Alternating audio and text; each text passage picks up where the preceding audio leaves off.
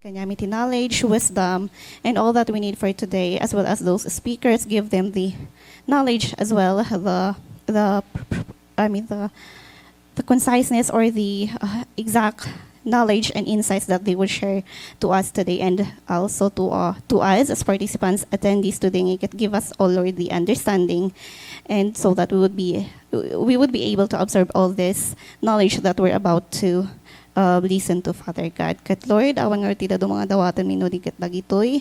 All glory to your name, Father God. Amen. Right, so amen. You may now be seated. All right, so good morning.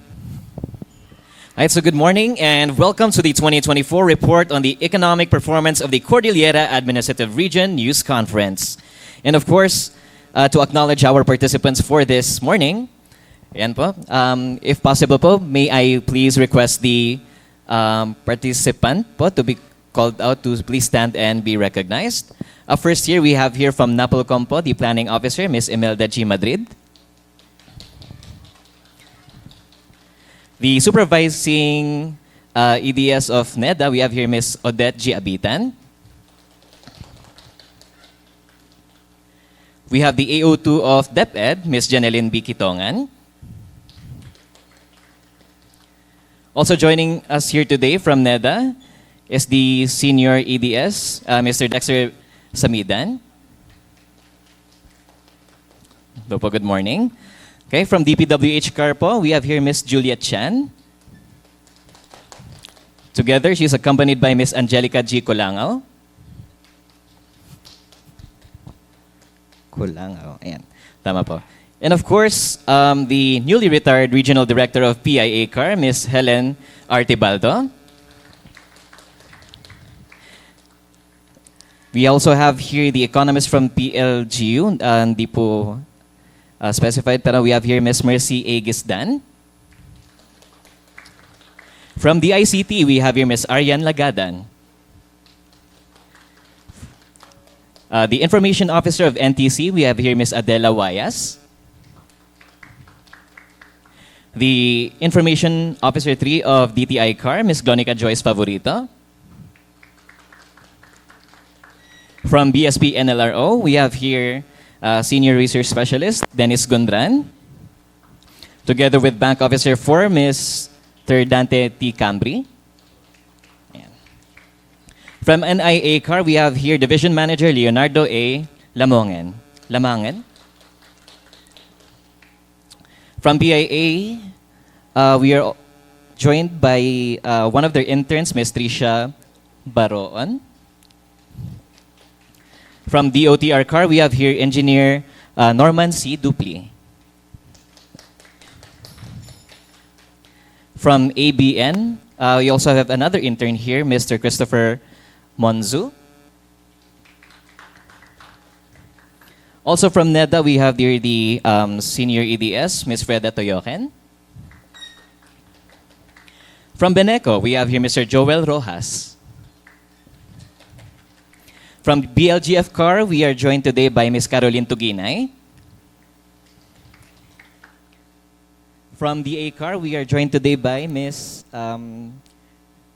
Correct me if I'm wrong po, Cecil...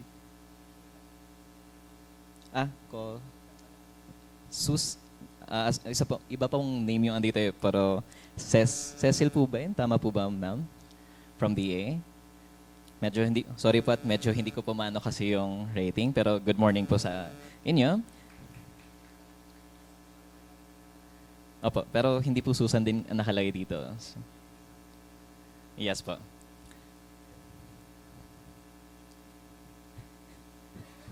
Alright po. Thank you po for that. From ABN, we are joined here today by Sir Primo Agatet, from one of our media partners po ng PSA. From MGB-CAR, we have here Ms. Vivian Romero. From NEDA, we have here our one of the chiefs of NEDA po, Mr. Jose Dado. From Bombo Radio Baguio, we have a reporter from Ms. Janzel De Payaso.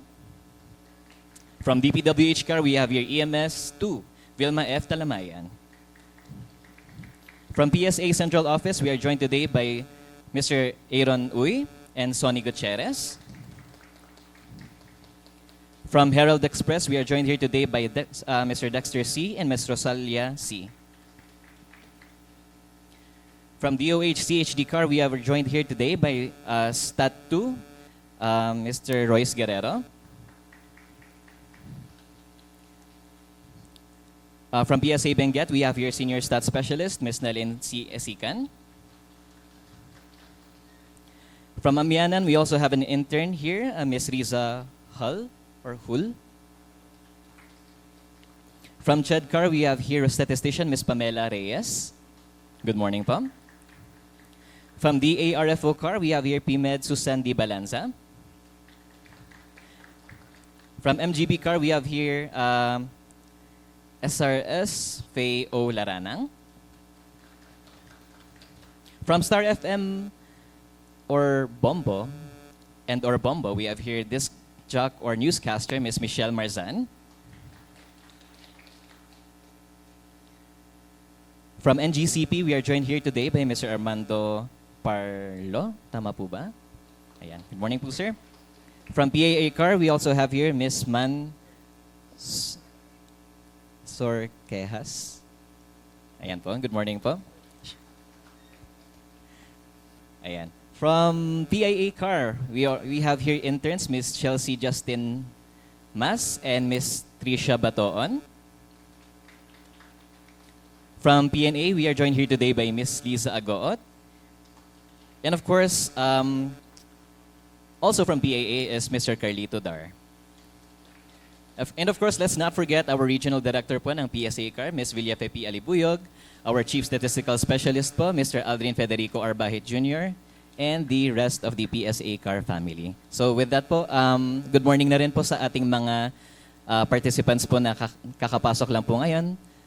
As much as that we would like to acknowledge everyone po, no, yun lang po yung parang na-capture po ng nasa list of attendance po natin for this morning. So once again, good morning po sa ating lahat. And of course, to turn over the mic po sa ating host ngayong umaga, may turn over the mic po to the newly retired regional director but still very active po from ng PIA-CAR, Ms. Helen Artibaldo. Ladies and gentlemen, a big round of applause. Maraming salamat, Rick Jason Aquino. Before we start, let's give ourselves a big round of applause. Welcome to this event, the special edition of Kapihan sa Baguio CUM News Conference. We're gathered here today for a very important occasion, the 2024 report on the economic performance of our region, the Cordillera Administrative Region, a comprehensive look into how our region fared in the past year economically and what these numbers mean for the future of our communities, industries, and people. Ito pong event na to ay led by Philippine Statistics Authority Cordillera Administrative Region sa pakikipagtulungan sa Cordillera Association of Regional Executives, Philippine Information Agency, CAR, of course, with the Baguio Correspondents and Broadcasters Club, Kapisanan ng Broadcasters ng Pilipinas, Baguio Benguet Chapter. This event aims to foster public understanding and dialogue around the economic performance data of the region. The presentation today will highlight the key sectors and how each one contributes to the region's overall growth trajectory. So what the numbers mean, we will all find out in this morning's event. To formally open today's program, let's put our hands together for the Chief Statistical Specialist, Aldrin Bahid, for the opening message.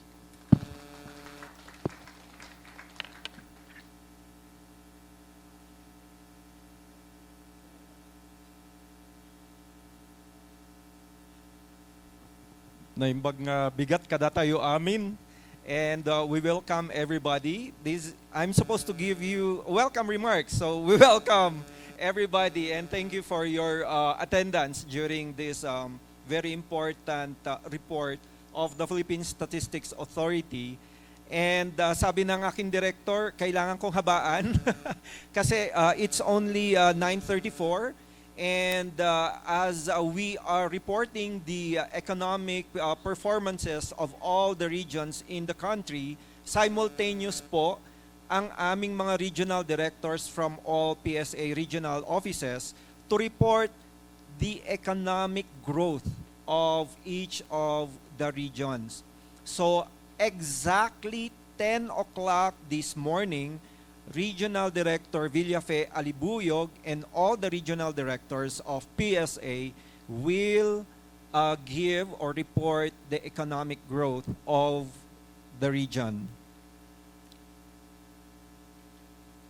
It is with great anticipation, hopefully, that we are gathered here today to present the 2024 report on the economic performance of the Cordillera Administrative Region, as with the other regions of the country. Over the past year, we have witnessed the resilience and dynamism of our regional economy. In 2023, what is our economic growth? Do you remember our economic growth in 2023? The Cordillera Administrative Region recorded an economic growth rate of 6.9%. This is in constant prices, reflecting the continued expansion of key industries and the unwavering efforts of our stakeholders. And as we move forward, we now turn our attention to the economic performance of the region in 2024. This report will provide insights into the latest trends, the challenges, and opportunities that have shaped our region's growth. We will examine the contributions of various sectors, assess the impact of policy initiatives. It's basically the Department of Development, the former National Economic and Development Authority. Official na po yun. Department of Development and Economic Planning. Ayan, DepDev.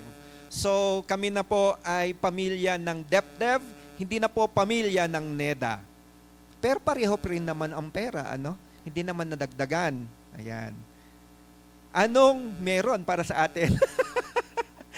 Noong naging DepDev na tayo. We will examine the contributions of various sectors, assess the impact of policy initiatives, and highlight the factors driving economic momentum.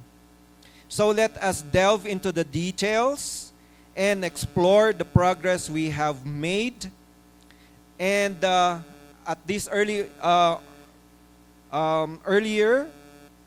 we have acknowledged our participants, and we have also invited our stakeholders and our data producers. Maraming salamat po. When we are preparing the economic accounts of each of the region, we get all the pertinent information from censuses, from surveys, from admin data.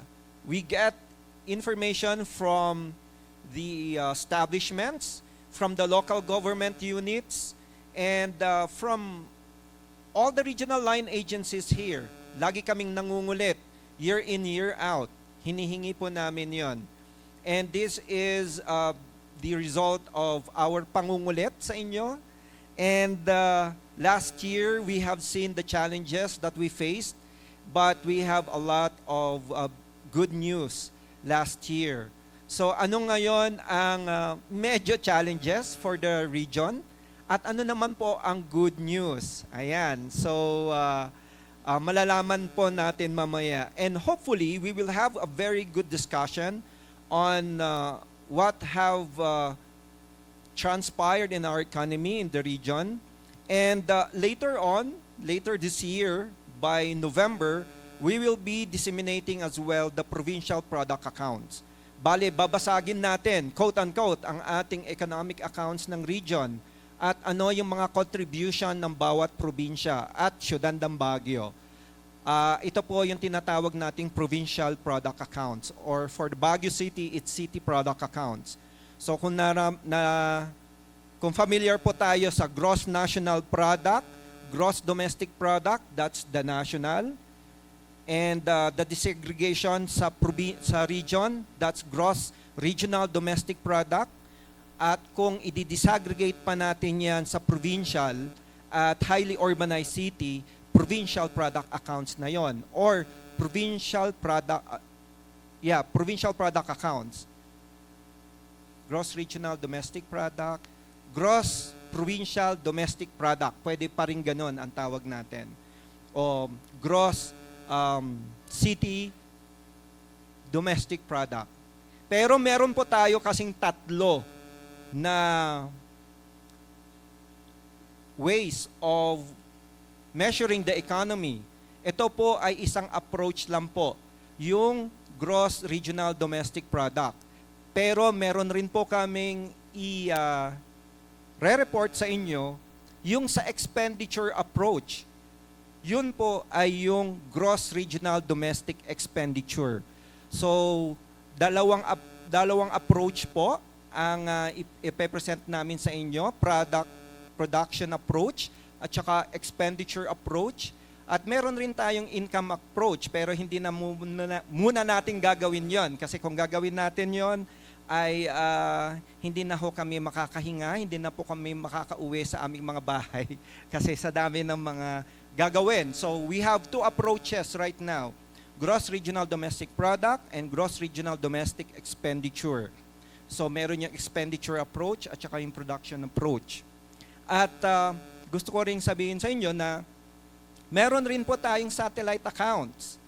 Meron po tayo yung System of National Accounts, yun po yung mother accounting unit natin. At sa production approach, meron tayong tatlong industries. We have the agriculture, forestry, and fishing. We have the industry, and we have the services industry. So tatlo po yun. Pero sa satellite accounts, ay example nun ay tourism satellite accounts na ginagawa na natin dito sa Cordillera. It cuts across the three industries. Yun po yung tinatawag nating satellite accounts. At may iba pa tayong satellite accounts. Meron tayong environment and natural resource accounting. Meron tayong ocean economy. Meron tayong ano pa ba yung satellite accounts natin? Digital economy, at inuumpisahan na rin natin yung creative industry satellite accounts. Ayan, so marami po tayo. Para makita po natin ang bawat industry, ano ang contribution niya sa ating economy. At ito, it's a collaborative effort, by the way, kasi hinihingi po namin yung mga inputs sa aming accounts galing po sa inyo.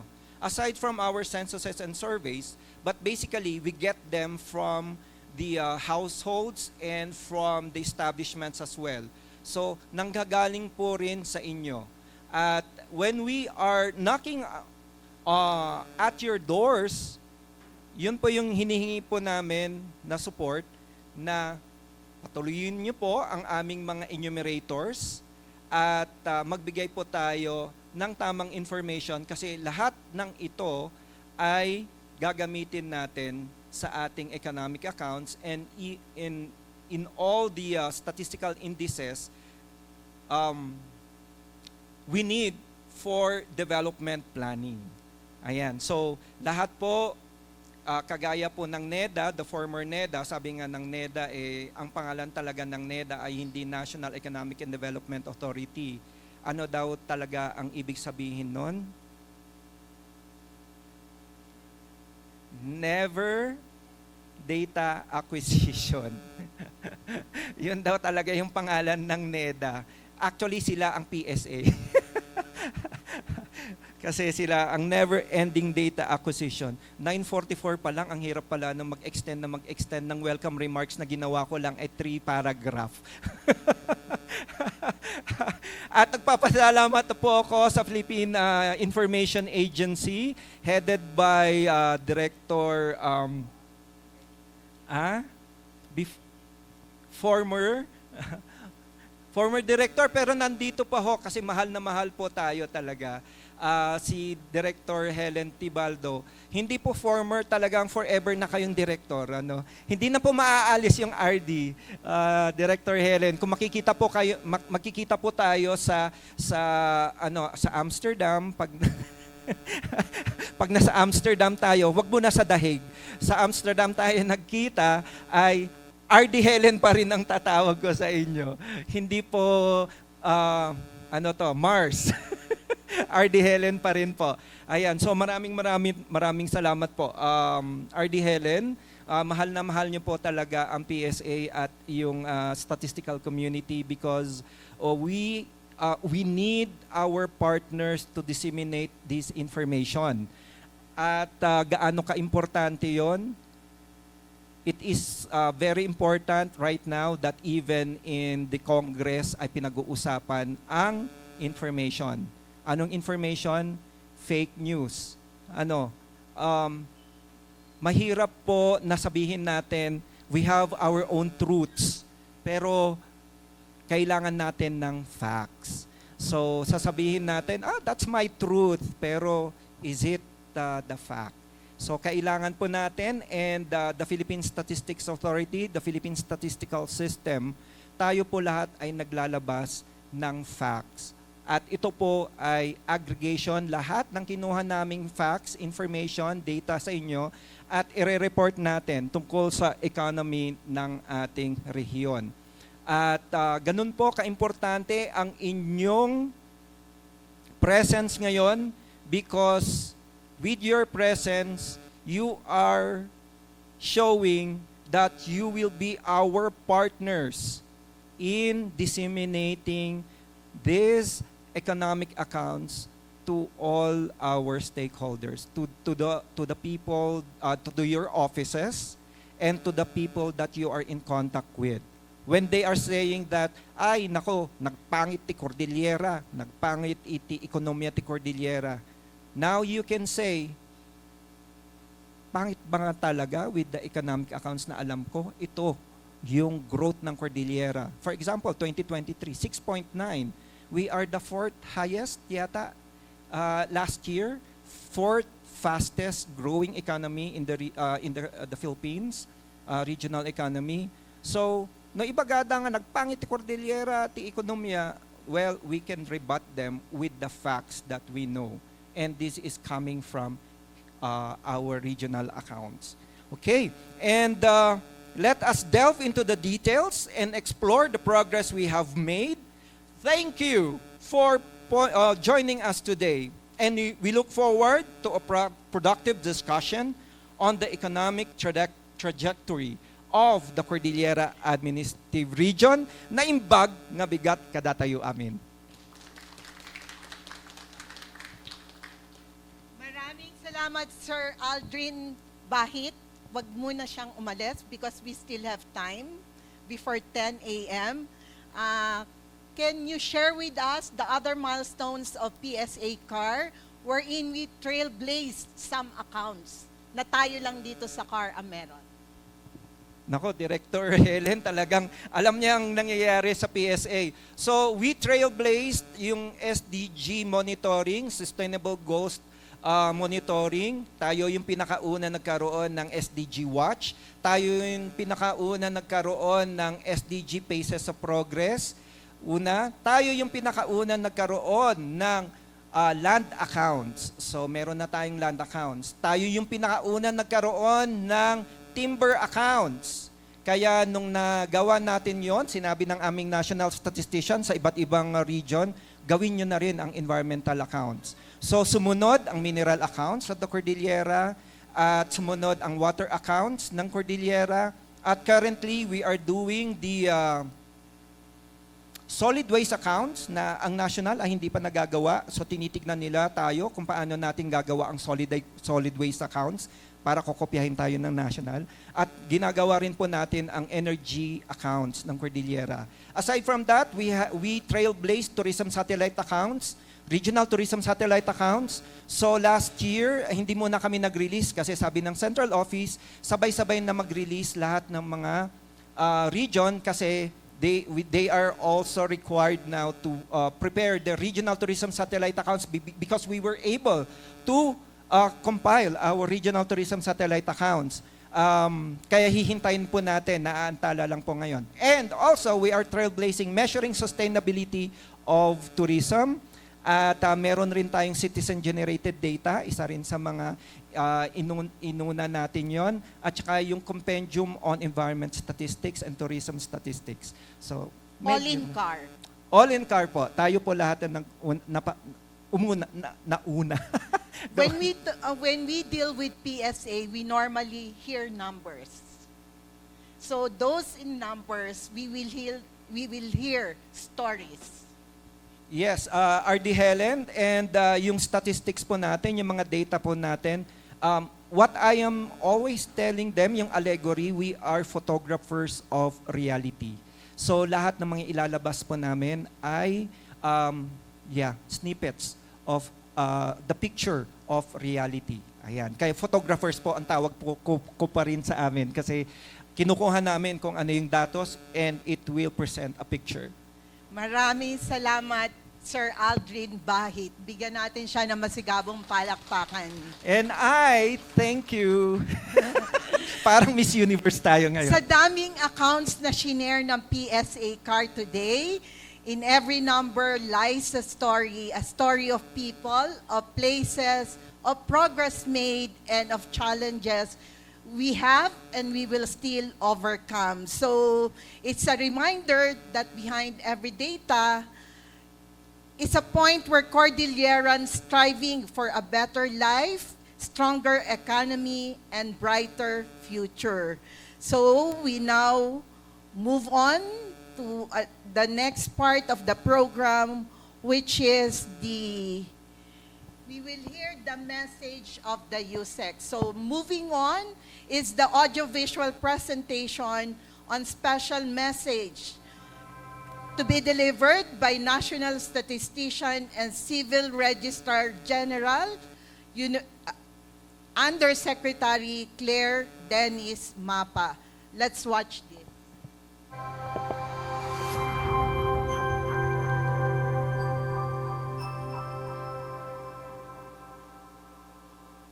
To the Regional Director and staff of the Department of Economic Planning and Development, officials and staff from the Philippine Statistics Authority, colleagues and partners from the regional government offices and local government units, valued stakeholders from the private sector, members of the academic community and the media, a pleasant day to all. I am delighted to join you for this very important event of the Philippine Statistics Authority. Today, the Philippine Statistics Authority will release the results of the 2024 regional accounts of the Philippines. This is done through the simultaneous news conferences on the economic performance of all the regions across the country, including the recently established Negros Island region. The regional accounts of the Philippines is compiled annually by the Philippine Statistics Authority through the Gross Regional Domestic Product, or the GRDP, and the Gross Regional Domestic Expenditure, or the GRDE.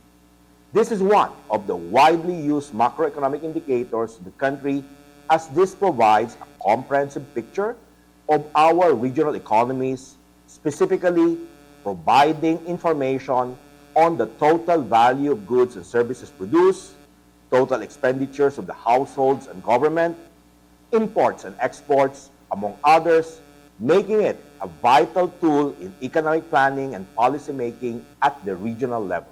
In addition, the regional accounts of the Philippines through the Gross Regional Domestic Product also plays an integral part as a foundation in the generation of the Provincial Product Accounts, or PPA, which is also compiled by the Philippine Statistics Authority.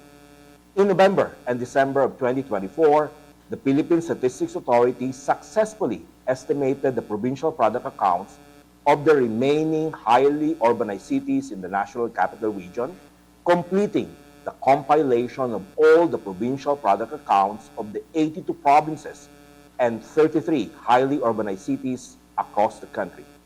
The institutionalization of the provincial product accounts this year is an important milestone not only for the Philippine Statistics Authority, but also for the whole Philippine statistical system, achieving our goal of producing a more granular statistics to aid our stakeholders in crafting better policies and programs for our fellow Filipinos.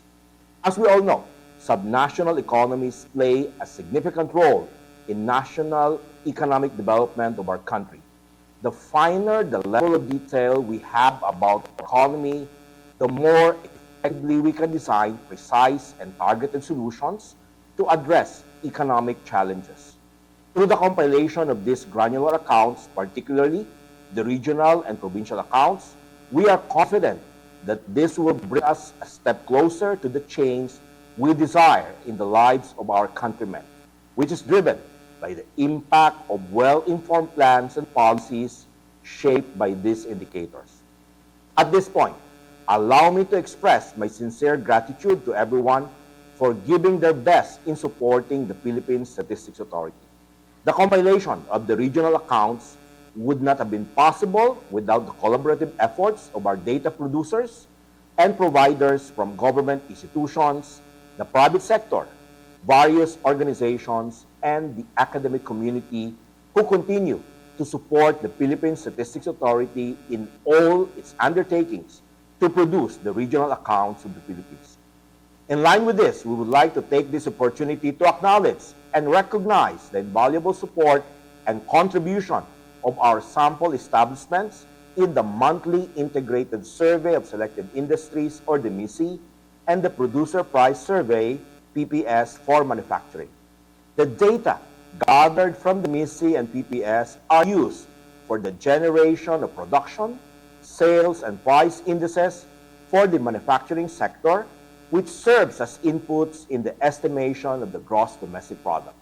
In view of this, we will be awarding lack of recognition to some of our valued respondents for the MISI and PPS. Lastly, we would like to inform you that the complete tables, highlights, and publication of the GRDP and the GRDE are now available for viewing and can be downloaded from the PSA website simultaneous with their official release today. Again, maraming salamat at mabuhay tayong lahat.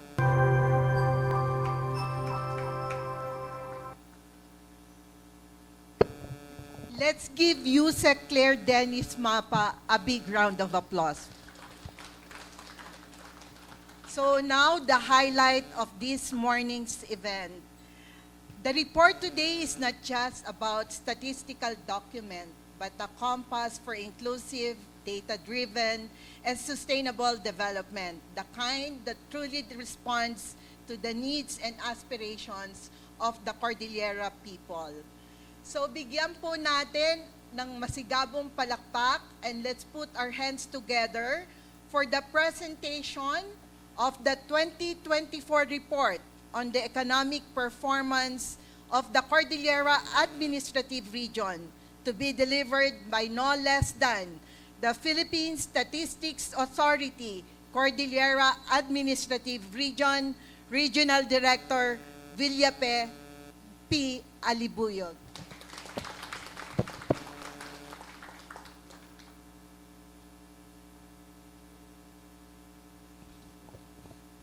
To OICRD Joey of NEDACAR, to all the panelists, a representative from the central office, Aaron and Sunny, and of course to our partners from the different line agencies, from the private sectors, from the academe, from the local government units, of course from our partners from the media, my PSA family,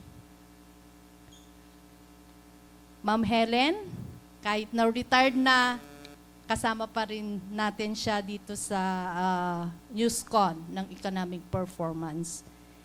And we are live sa Kapihan sa Baguio.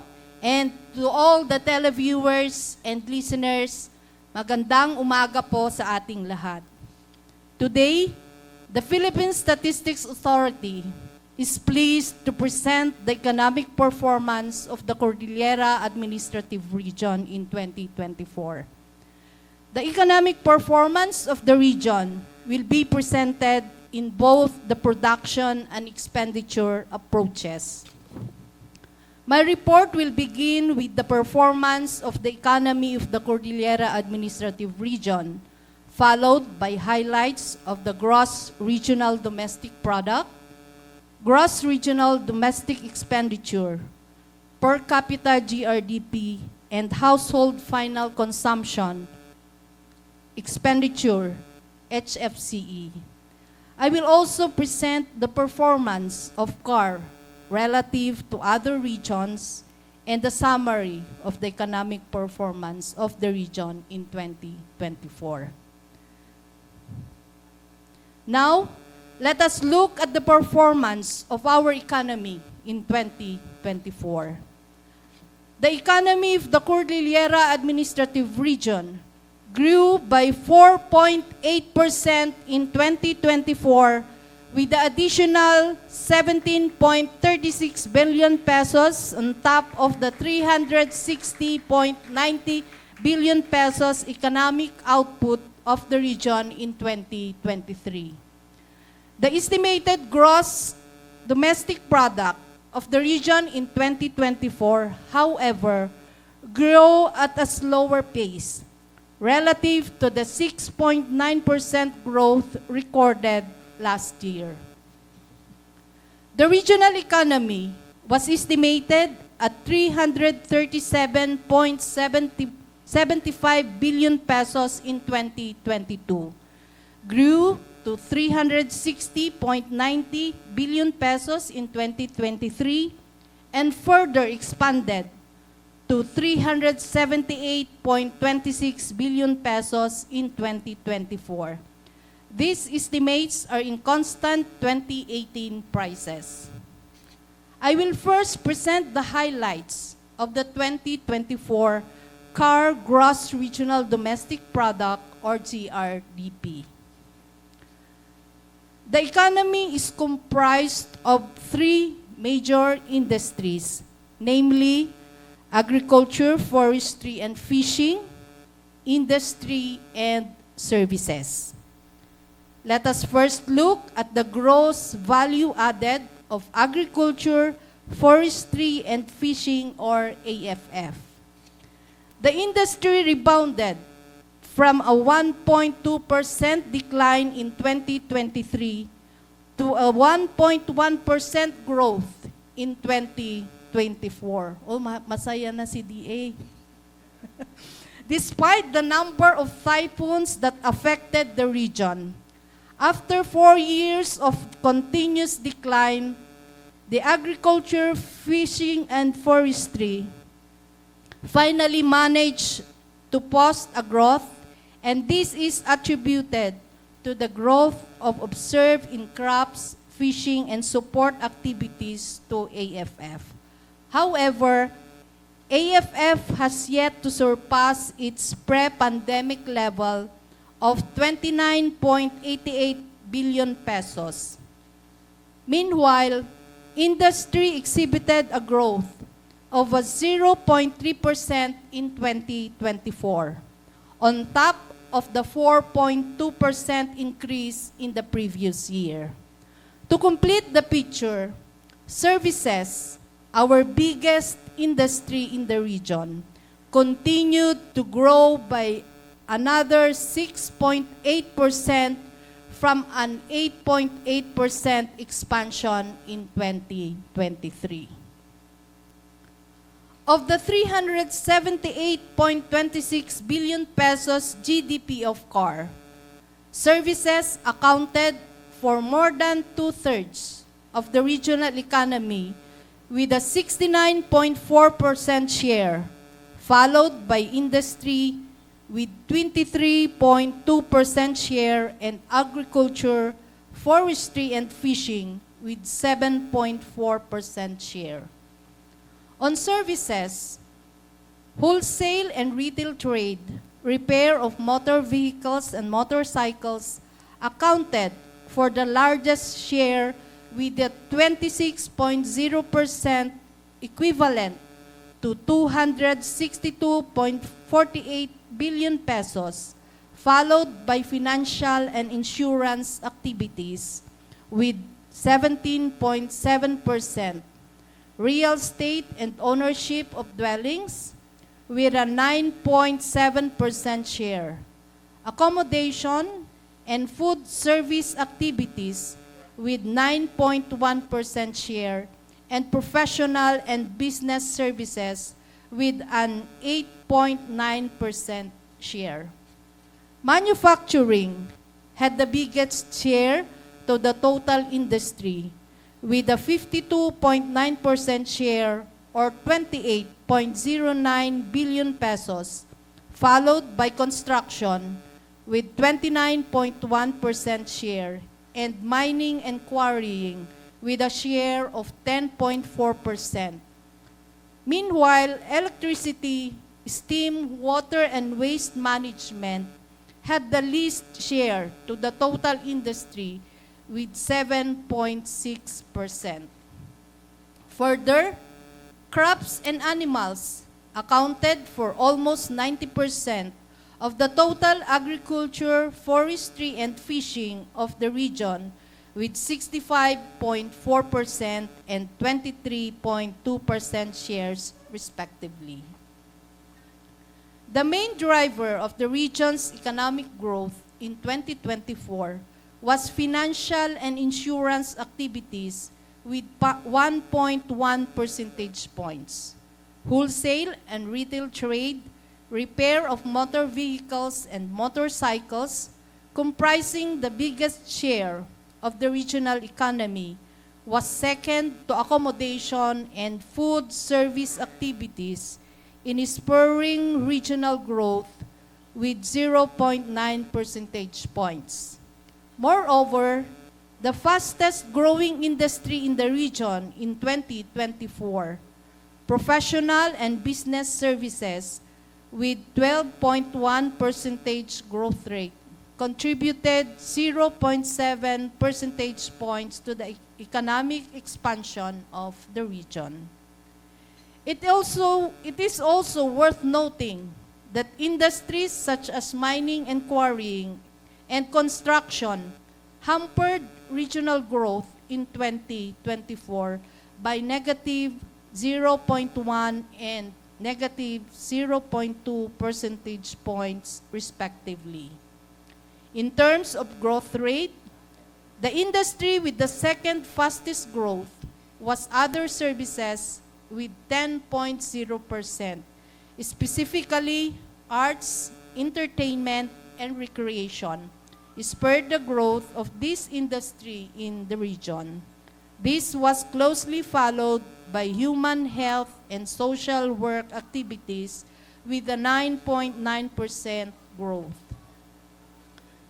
The Cordillera economy was dominated by wholesale and retail trade, repair of motor vehicles and motorcycles with an 18.0% share. This was followed by manufacturing with 12.27% share and financial and insurance activities with 12.26% share. The share of the whole agriculture, forestry, and fishing to the region's economy has continually declined with the expansion of other industries in CAR, specifically the services industries. Let us now move forward to the highlights of the 2024 CAR Gross Regional Domestic Expenditure, or GRDE. Gross Regional Domestic Expenditure is defined as the expenditure of residents of the region on the domestic territory, plus their expenditures in other regions, including the rest of the world. The spending of the region increased by 4.8% from 360.90 billion pesos in 2023 to 378.26 billion pesos in 2024. Cordillera remained to be one of the regions with the least share to the National Gross Domestic Expenditure, or GDE, with 1.7% share. Almost all expenditure items posted growth, with imports of goods from rest of the world growing the fastest at 23.7%. This was followed by imports of services from rest of the world with 19.0% and durable equipment with 17.8% growth. On the other hand, the declines observed from valuables, breeding stocks, and orchard development, export of goods to rest of the world, and construction with 0.6%, 1.3%, 1.5%, and 1.6% respectively, hampered the economic expansion of the region. The main drivers of growth of Cordillera's economy in terms of expenditure in 2024 were household final consumption expenditure with 3.6 percentage points, net exports to rest of the Philippines with 2.8 percentage points, and government final consumption expenditure with 1.1 percentage points. Gross capital formation deducted 0.5 percentage points, and net exports to rest of the world with 2.1 percentage points.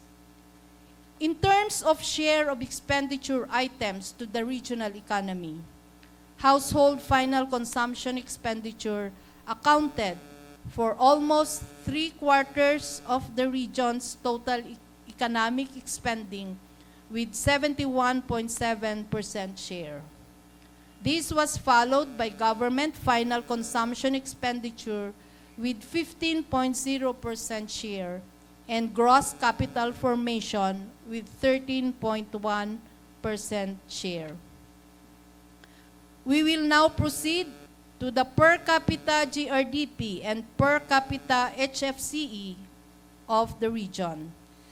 These are the total GDP and HFCE levels divided by the total population to construe how much an individual contributes to the regional economy, both in production and in expenditure.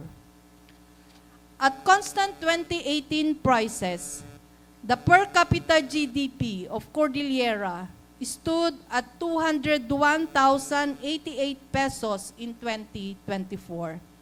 This was 3.6% higher than the 194,036 pesos per capita GRDP estimated in 2023. On the other hand, the per capita household final consumption expenditure of CAR was estimated at 144,230 pesos in 2024. This means that on the average, an individual member of a household spend 230 pesos on final consumption of goods and services that includes purchase of consumer goods and services, barter transactions, goods and services in kind, and goods and services produced and consumed by the same individual. We will now look at how the Cordillera regional economy fared in comparison with other regions of the country. And please take note that we already included the Negros Island region. So nakaseparate na siya sa Region 6. All the regional economies expanded in 2024. 7 regions recorded growths that were faster than the 5.7 national rate. The economy of Central Visayas grew the fastest at 7.3%. This was followed by Caraga and Central Luzon with 7.3% and 7.1% respectively. The 4.8% growth posted by the Cordillera economy ranked 14th nationwide. The slide shows the structure of regional economies based on the distribution of the three major industries, whether predominantly agricultural, industrial, or services-based. In 2024, majority of the regions were predominantly services-based, including the Cordillera Administrative Region. One region, that is the Calabarzon, was predominantly industrial, and no region was predominantly agricultural in 2024. In terms of per capita GRDP, across all regions, the National Capital Region recorded the highest per capita GDP with 503,483 pesos. CAR posted the second highest regional per capita GDP in 2024 at 201,088 pesos. Moreover, the CAR per capita GDP was higher than the national per capita GDP of 197,054 pesos. The 3.6% growth of CAR per capita GDP was ranked 15th across regions. Region 7, Central Visayas, had the fastest growing regional per capita GDP with 6.2%, followed by Region 13, Caraga, with 5.8%, and Central Luzon with 5.6%. Comparing the per capita HFCE of CAR with other regions, the average spending of an individual from CAR on final consumption of goods and services amounted to 144,230 pesos. These ranked fourth behind NCR, Central Luzon, and Calabarzon. The 2024 HFCE of CAR was greater than that of the national level of 142,837 pesos. In terms of growth of the per capita HFCE of the regions, Central Visayas grew the fastest at 6.6%. This was followed by Eastern Visayas with 6.0% growth and Cagayan Valley with 5.6%. CAR, on the other hand, had the 10th fastest growing per capita HFCE in 2024. In summary, the Cordillera economy grew by 4.8% in 2024. The regional per capita GRDP in 2024 was estimated at 201,088 pesos, second highest next to NCR, and was one of the four regions, together with Northern Mindanao and the Davao region, that surpassed the national per capita GDP. Moreover, the CAR per capita GDP already breached the 200,000 peso mark this year. CAR was fourth highest and one of the four regions who registered a per capita HFCE greater than the national level.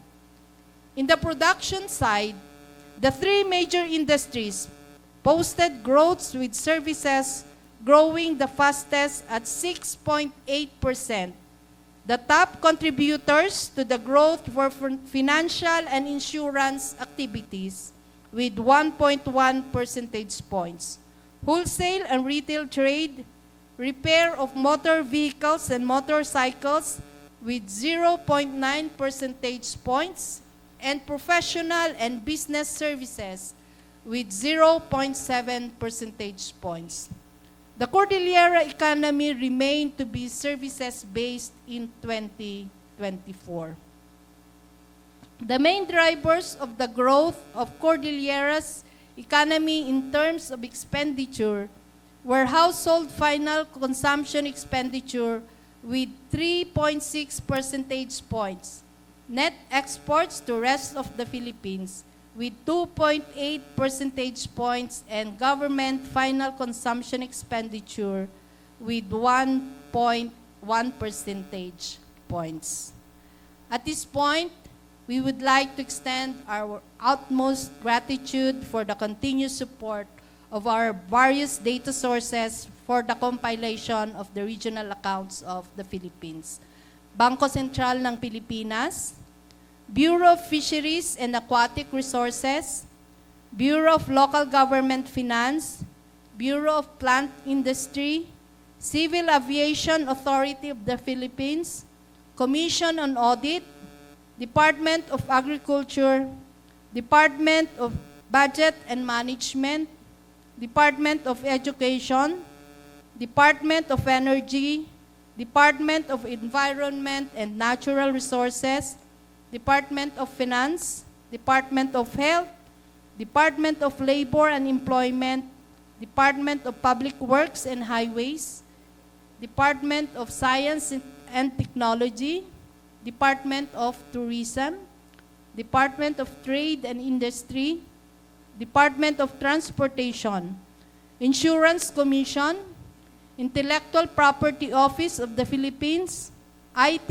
and Business Process Association of the Philippines, Land Transportation Franchising and Regulatory Board, Land Transportation Office, Mines and Geosciences Bureau, National Electrification Administration, National Grid Corporation of the Philippines, National Irrigation Administration, National Museum of the Philippines, National Telecommunications Commission, Philippine Economic Zone Authority, Philippine Postal Corporation, Sugar Regulatory Administration, Electric Cooperatives, the BENECO, Water Districts, Bawadi, and of course, the local government units in the region.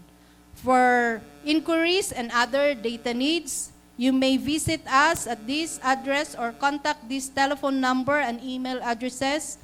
You may also visit our website at psa.gov.ph and our regional website at rsso-car.psa.gov.ph. Agyaman kami ken naimbag nga bigat kadatayo amin.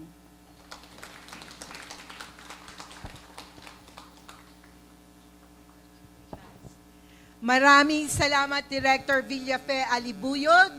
Another big round of applause for PSA-CAR.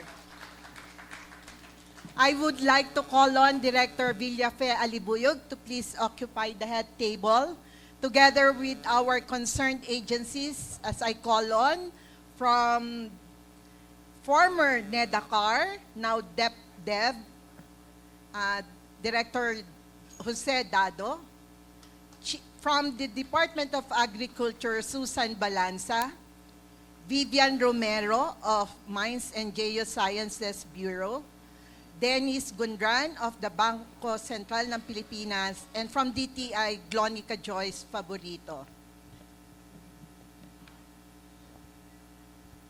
Again, maraming salamat and congratulations to PSA-CAR for the thorough and insightful presentations. The numbers and trends presented today are more than just statistics.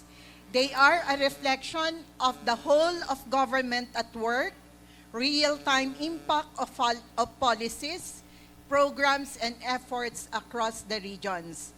So to further enrich our understanding of the data and its implications for development, we will now hear statements from representatives of key government agencies whose sectors play a vital role in shaping our regional economy. So we will begin with the National Economic and Development Authority, now the Department of Economy, Planning and Development, the government's socio-economic planning arm, to help contextualize today's figures in terms of our long-term development goals and policy direction. So let's welcome the representative from DepDev, to share the agency's insights and policy implications arising from the 2024 Economic Performance Report. Let's put our hands together for OIC Assistant Regional Director Jose Dado Jr.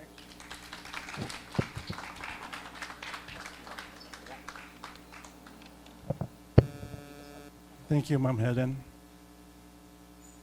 Director Villape Alibuyog,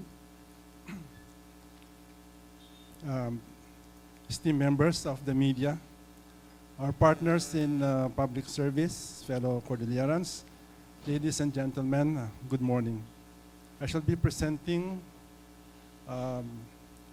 assessing some of the factors that contributed to the increase or decrease in the economic indicators earlier presented by Director Alibuyog. And on behalf of the NEDA-CAR OIC Regional Director Apollo Edwin Espagano, he is currently attending a National Wage Board engagement. Allow me to discuss the 2024 Cordillera Regional Economic Performance and expound on our strategies to build resilience in the new normal. Our region's economic growth story has always been about moments of triumph, often interspersed with challenges and setbacks. In 2024, we achieved a growth rate of 4.8%, which is noteworthy, but falls below our target of 5.5 to 7%. This rate is also slower compared to the impressive 7.7% average growth we saw from 2021 to 2023. So it's still an increasing growth rate, but at a decreasing rate. In 2024, our economy withstood the challenges of extreme weather events, the typhoons in the last quarter of last year, geopolitical tensions, and global demand uncertainties. Conditions that may now be the new normal, especially as we face the challenges of 2025. Thus, rather than solely striving for higher growth rates, our priority is on fostering resilience. So if you may go on the production side, all major sectors of the regional economy posted positive performance, with notable performance of the agriculture sector, agriculture, forestry, and fishery, finally bouncing back from 4 consecutive years of negative growth since 2020. The services and the industry sectors grew, albeit at a slower pace in 2024, coming from high baseline growth after the pandemic. So we'll be delving on perhaps some of the factors that may have caused these increases or decreases in the economic indicators. So for the agriculture sector, which grew by 1.1% in 2024, compared to its negative 1.2% performance in 2023, we note that the increased production of highland vegetables and fruits offset the reduction in palay and corn output. Notably, the production of strawberries significantly increased due to the expansion of production areas in Madaymen and along the mountain trail farming areas.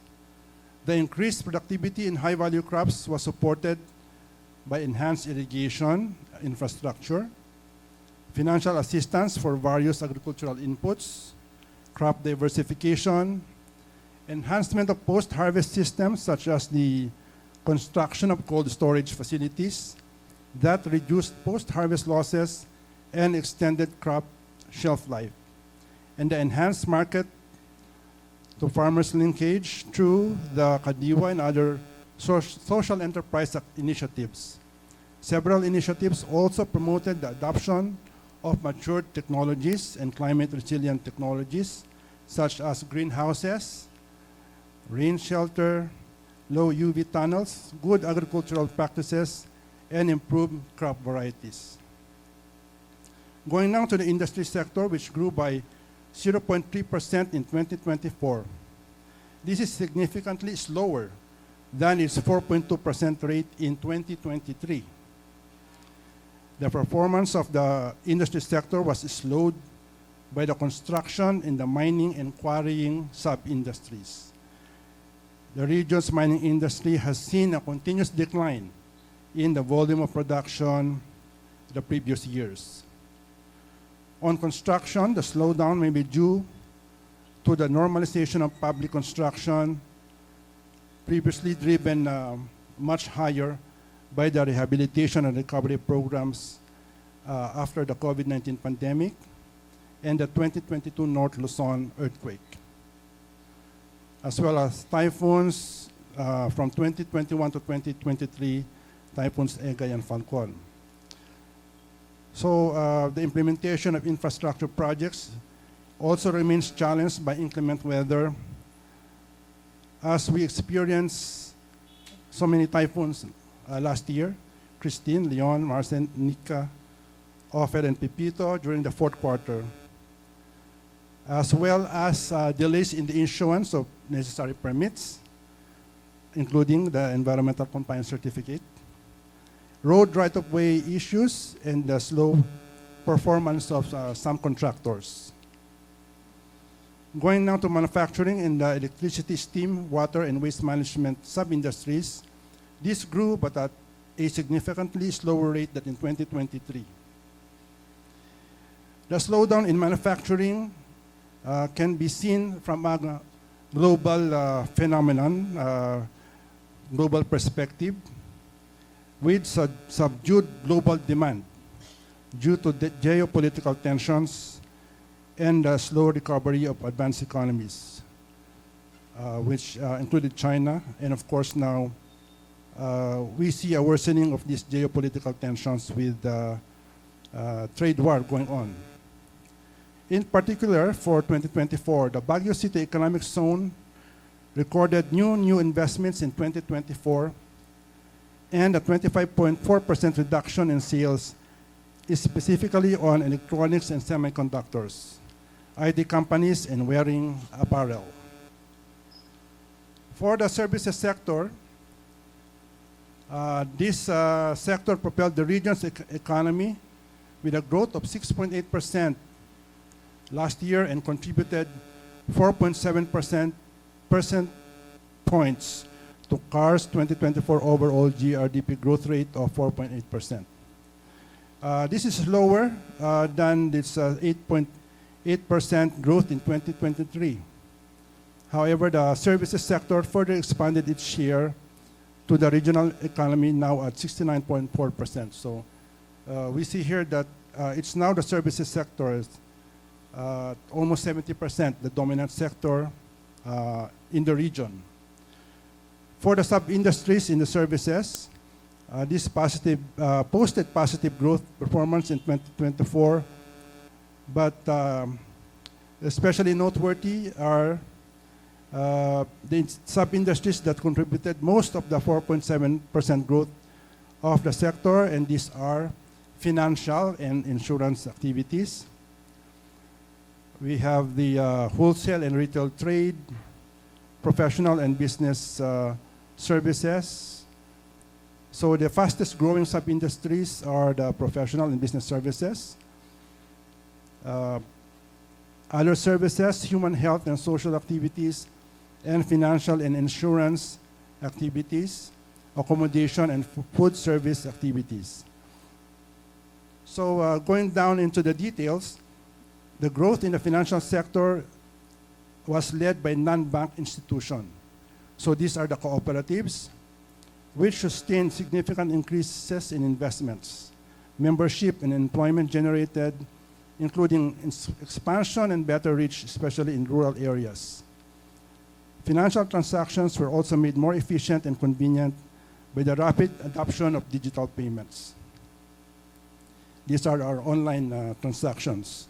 So the growth in wholesale and retail and the accommodation and food services also benefited from increased tourist arrivals and expenditures, boosted by the introduction of new tourism products, enhanced promotion, and improved data collection. For the health services, the programs intensified in 2024 to address increases in communicable diseases, such as the increased dengue cases, as well as the heightened alert status for the prevention against monkeypox. As for social services, these were also intensified with the increased monthly pension for indigent senior citizens, which saw an increase from 500 pesos per month to 1,000 pesos per month. And strengthening implementation of social protection programs.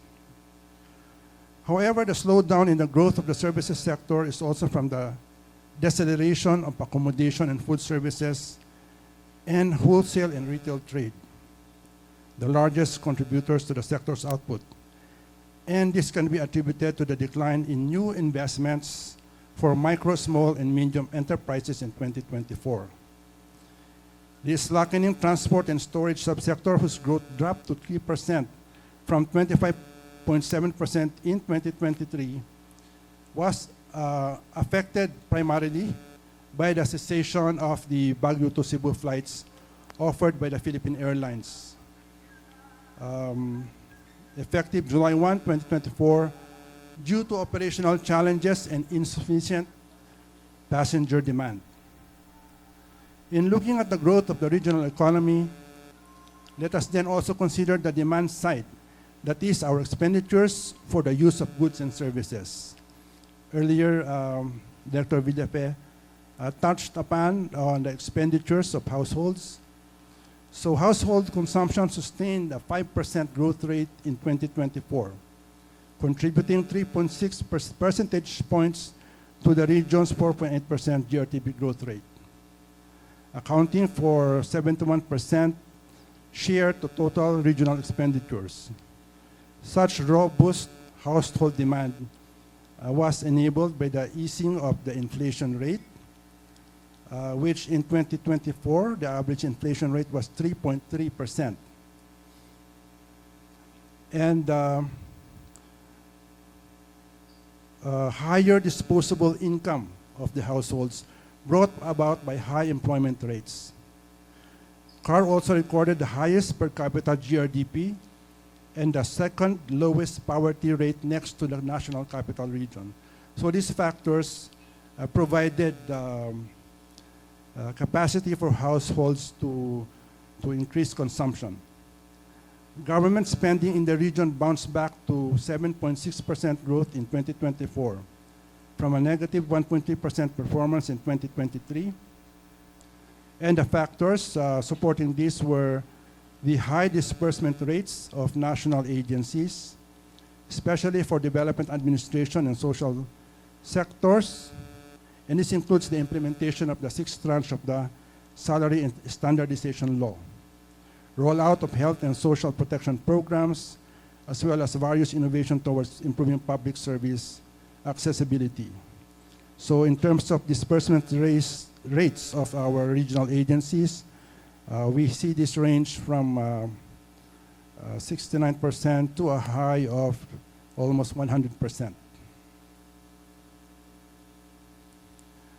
As to total investments, this, however, declined by negative 3.6% in 2024 from a positive growth rate of 1.4% in 2023 on account of this decreased investments in construction and breeding stocks and orchard development. So we see here the drag in construction activities. As to exports of goods and services, this grew by 2.6% in 2024, a significant slowdown from the 23.5% growth in 2023. And this is primarily due to the negative performance in the exports of goods. However, the region's business processing outsourcing sector, the BPO sector, kept the growth of export of services positive. Going to the imports of goods, this accelerated in 2024 at 23.7% from the 20.3% in 2023. However, the growth of imports of services decelerated to 19% from 47% in 2023. The region remains to be a net exporter of goods and services to the rest of the world. So now let's look ahead in 2025. We have to regain our growth momentum and strengthen resilience. Apart from the unmet GRDP growth target, we also fell short on our food inflation target of 2 to 4%, as we experienced a 4.4% food inflation rate in 2024. While we expect sustained growth in managed headline inflation, shifts in trade policies in the United States is triggering trade tensions and supply chain disruptions. So we are aware of the tariffs imposed by the U.S. on Philippine goods can potentially slow down our exports if we fail to re-strategize and diversify. So tariffs also imposed on China can also shift its target market towards ASEAN countries, including the Philippines, potentially flooding us, our markets with cheaper goods, which can adversely impact our domestic producers for household and personal items, electronic gadgets, appliances, motor vehicles, light and heavy equipment, and construction materials. Despite these heightened uncertainties, we can still build economic resilience to meet our growth targets by prioritizing strategic investments and initiatives that are critical for long-term and inclusive growth. And what would be these strategic investments for long-term growth? First, the agriculture sector will prioritize strategies and initiatives towards climate change resilience, which is a major challenge of our time. The implementation of the Rehabilitation and Recovery Program for the combined effects of the tropical cyclones last year, and the funding of proposed priority programs on improving farm-to-market linkages, mainstreaming climate-resilient agriculture, irrigation systems, fisheries development, value chain innovations are critical foundations.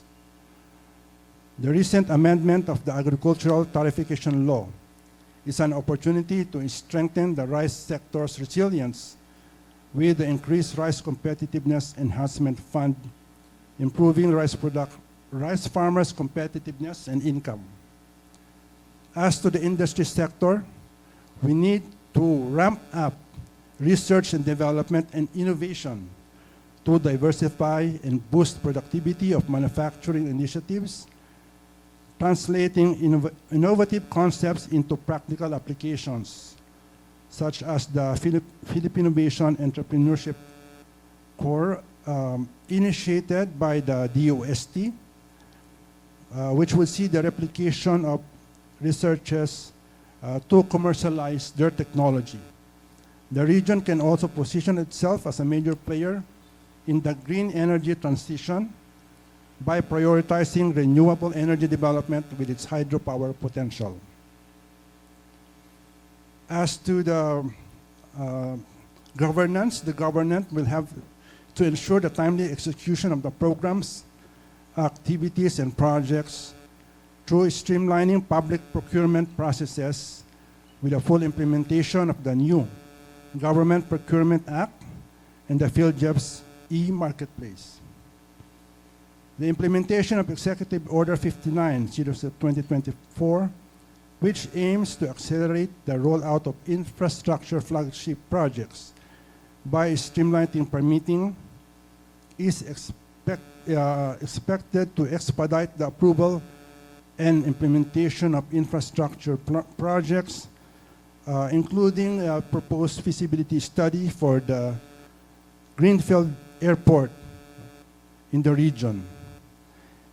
We emphasize the Build Back Better principle towards resilient infrastructures to also reduce disruptions in transport and logistics, as well as lessen expenses for repairs and rehabilitation.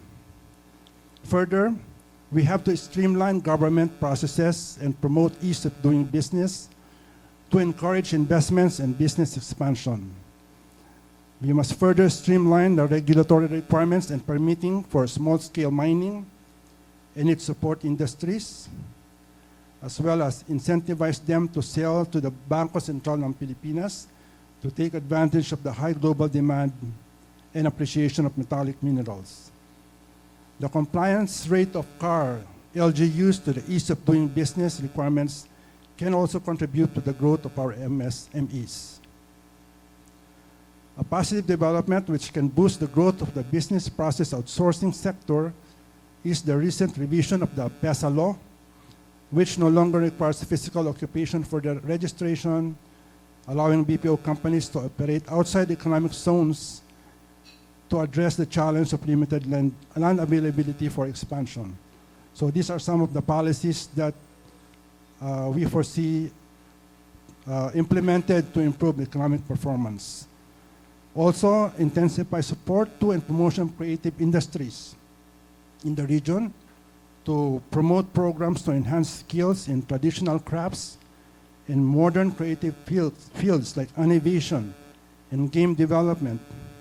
Investments in co-creation and collaborative spaces and maximizing the use of digital tools and platforms will further strengthen the sector. We have to implement the volunteerism program and promote immersive tourism for a meaningful travel experience and maximize tourism benefits as opposed to mass tourism in consideration of the carrying capacity of our tourism areas. And lastly, to create green jobs, more jobs, and quality jobs. We have the Enterprise-Based Education and Training EBET Framework Act that will enhance the alignment between educational outcomes and industry demands. The Trabaho para sa Bayan Act will also enhance the resilience and adaptability of the labor force to cope with the emerging trends in the job market. All these require well-coordinated efforts and a whole-of-society approach. In navigating through the medium-term socioeconomic agenda, we hope to contribute to better economic governance as we usher in a new era of socioeconomic and development planning with the transformation of the NEDA into the Department of Economy Planning and Development, which also includes, of course, the Philippine Statistics Authority as our partner. Together, we can accelerate the implementation of our economic and social transformation agenda towards a matatag, magithawa at panatag na Cordillera. Maraming salamat po.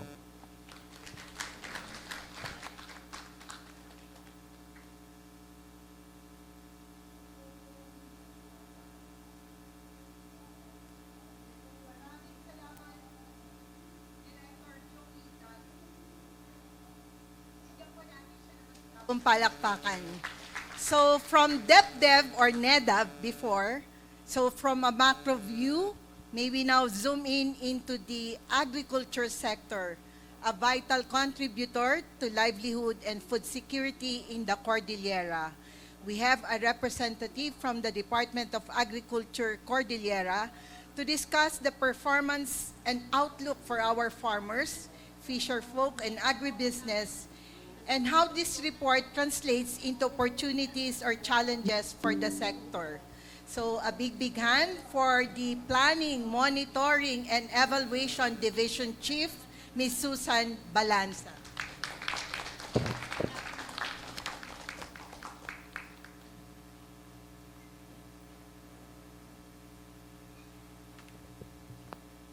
Good morning, everyone.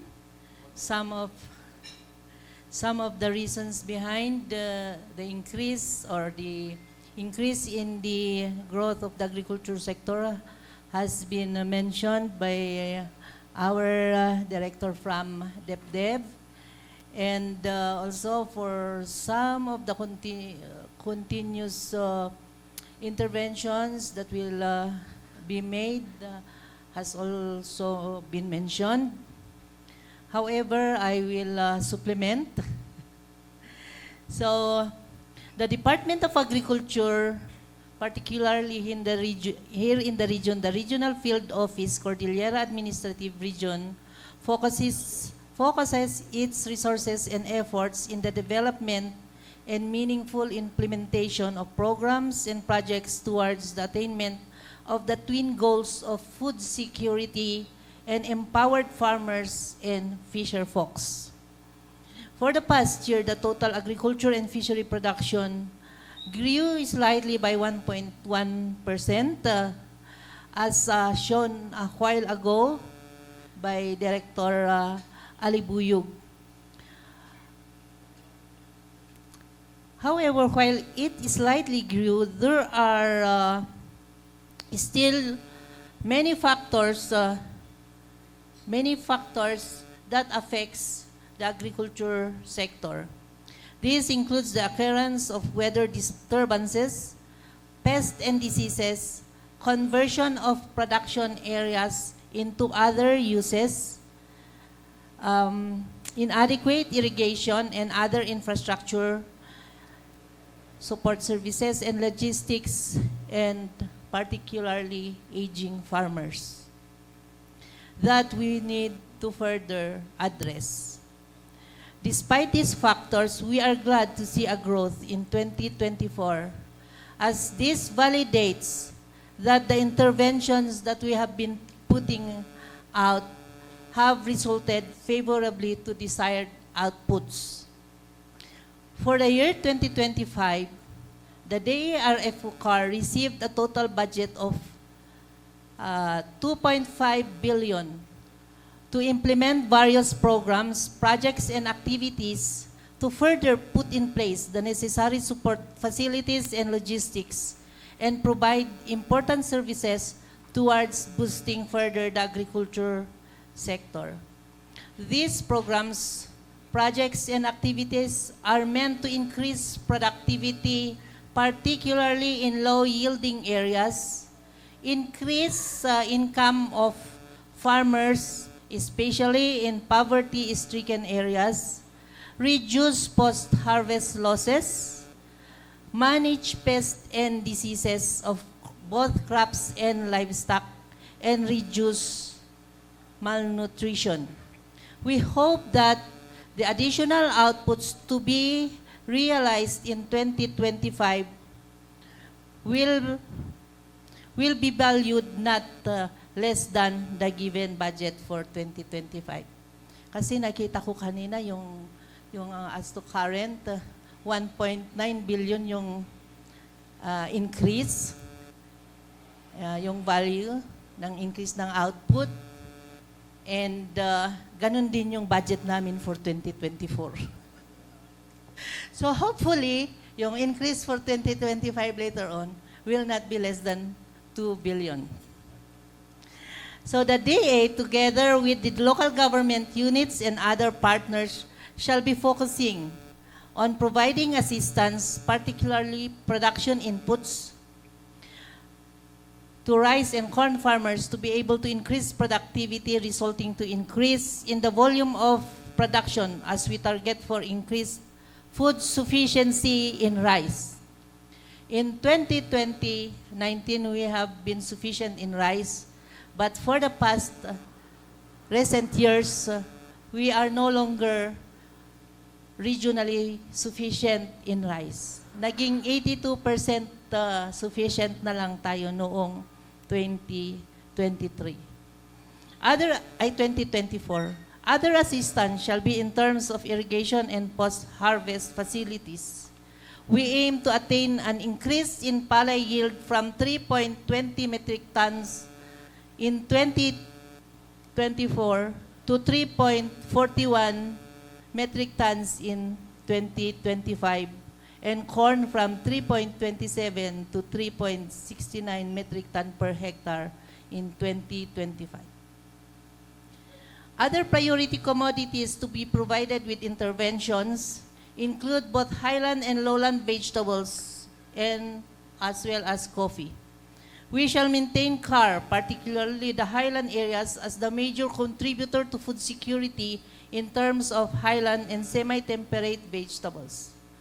While CAR is not the top producer of coffee, interventions shall be provided to help expand the coffee industry as we envision CAR as an agribusiness hub for Arabica coffee.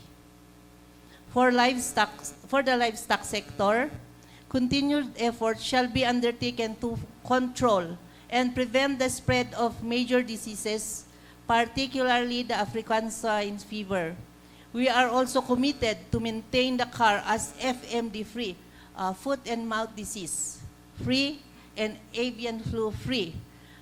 Foot and mouth disease, this is a disease of affecting the swine, while yung avian flu, this affects yung poultry industry. Interventions shall also be provided towards increasing livestock population and production. Farm clustering and consolidation approach shall be implemented to ensure that interventions and projects are maximized and can benefit more individuals.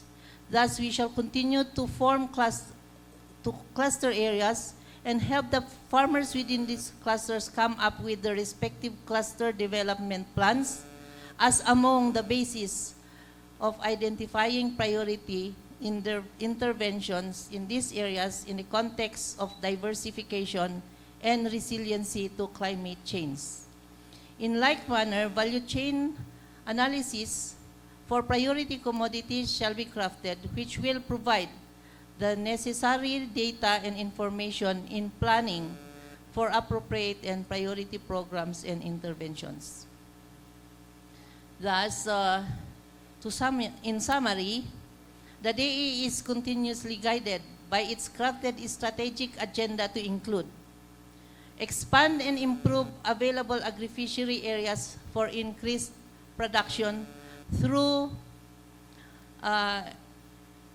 providing adequate irrigation, mechanize and modernize agri-fishery production systems, develop and improve post-harvest systems and infrastructure, develop efficient logistics system for both input and production output, improve and expand local and international market access, proper balance of both the developmental and regulatory roles of the DA, implement science and information-driven decision-making through digitalization, strengthen partnership with farmers, fisherfolk, private sectors, and other stakeholders, ensure available and accessible financial mechanisms that encourage investments and minimize risk,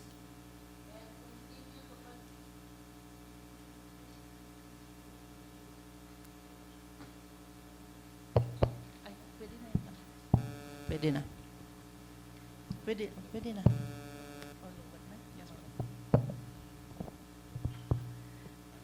So, and we continuously conduct research for development and extension to optimize sector potential. Thus, we hope that for 2025 and beyond, we shall see continuous improvements in the contribution of the agriculture and fishery sectors towards economic and social development in the region. So, thank you very much.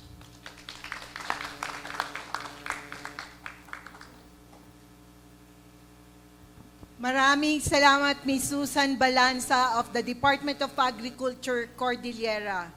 Now, let's turn our focus to the mining and extractive industries, which continue to be significant players in the region's industrial output. To provide a view on the performance of the mining and quarrying sector and its environmental implications, we call on the representative from the Mines and Geosciences Bureau, CAR, Economist Vivian Romero. Bigyan po natin siya ng masigabong palakpak.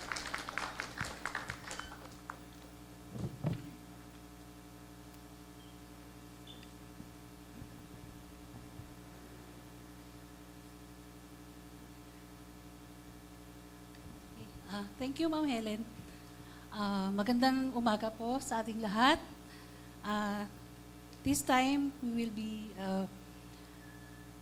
listening to this overview of the Cordillera minerals industry.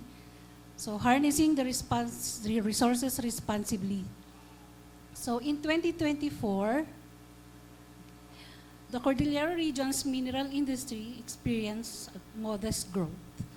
The estimated production value for metallic minerals reached 13.8 billion, marking a 2.5 increase or a 336 million compared to 2023's 13.4 billion. The increase can be attributed to higher metallic prices. Factors influencing the metallic prices include the global supply and demand dynamics, geopolitical tensions, currency fluctuations, and China's significant demand for metals, particularly base metals, which can significantly impact the global prices due to its large market size. Also, new technologies that require specific metals can impact the demand of prices. During this period, the prices of precious metals, particularly gold and silver, saw significant gains. So the industry continues to be a significant contributor to the Philippine economy. Through exports, a total export for 2024 reached 14.6 billion. In terms of employment, the average of employment for the year was more than 8,000. We break it down into gender. We have 8,000 males and approximately 820 females. That's approximately 9% females of the overall industry. It is estimated, however, that for every direct job in the mining industry, about 4 indirect jobs may be generated in the upstream and downstream sectors. The emergence of small enterprises or businesses in the host and neighboring communities due to the presence of these mining operations and livelihood projects supported by these mining companies, which generate both employment and income, cannot be discounted. These economic activities will naturally stimulate the local economy. In terms of taxes and fees, while the full year figure for 2024 is still being finalized and audited, the minerals industry contributed an estimated 1.4 billion in both national and local taxes and fees and royalties. So this indicates the significant contribution of the sector. For extraction fees that are being collected by the local governments from sand and gravel operations, a total of 9.8 million was collected from different LGUs. So sharing of the extraction fees are 30% goes to the province, 30% goes to the municipality, and 40% goes to the barangay. While also emphasizing environmental protection and rehabilitation efforts, the government continues to monitor the sector and implement regulations to ensure responsible and sustainable mining practices. Mining operations in CAR are subject to environmental regulations and require mining companies to implement the social development and management program to benefit the host and neighboring communities. The Philippine government recognizes the rights and participation of communities and indigenous peoples and ensure their fair and equitable sharing benefits among the company, the government, and the host community. So in 2024, a total of 404 million was spent for the annual environmental protection and enhancement programs. So EPEP, in short, is the budget for a minimum of 3 to 5% of the direct mining and milling cost of for the comprehensive and strategic environmental management plans of the mining project. In 2024 also, a total of 175 million was spent for various social development management programs for health, education, infrastructure, and livelihood. So SDMP is the 1.5% of the total operating cost. The mining forest program also reported a 36,400 seedlings planted on various areas of the mining companies, approximately 3,844.18 hectares of mined out in other areas within the areas of the mining operations. So the Cordillera administrative region is known for its rich mineral resources, with mining concentrated primarily on the province of Benguet. So driven by 4 large-scale metallic mines that include gold, copper, and silver, while non-metallic resources include the sand, gravel, limestone, quicklime. So small-scale mining has a significant presence in Benguet and other areas of the region, coexisting with the large-scale operations. So a total mining area covered by approved and registered mining tenements or permits in the region for 2024 is around 34,922.9349 hectares, or about 2.32% of the total CAR land area. So for 2025, our strategic developments will be the sustainable mining practices. So the Department of Environment and Natural Resources emphasized the need for sustainable mining practices in investment in infrastructures to enhance competitiveness. Though our challenges and opportunities will be, the industry faces challenges such as fluctuating global metal prices, rising operating costs, and environmental concerns. Opportunities also exist in responsible mining practices, value-added processing, and maximizing the economic benefits of local communities while minimizing the environmental impact. So the outlook will be the industry is poised to continued growth and expectations of surpassing the 13.8 billion mark achieved in 2024, and focus will likely remain in capitalizing on the rising demand for gold and silver and other metals, while addressing the challenges in the small-scale mining sector through strategic investments and sustainable practices. So, ito po yung snapshot po ng 2024 performance for the mining industry. So, thank you po.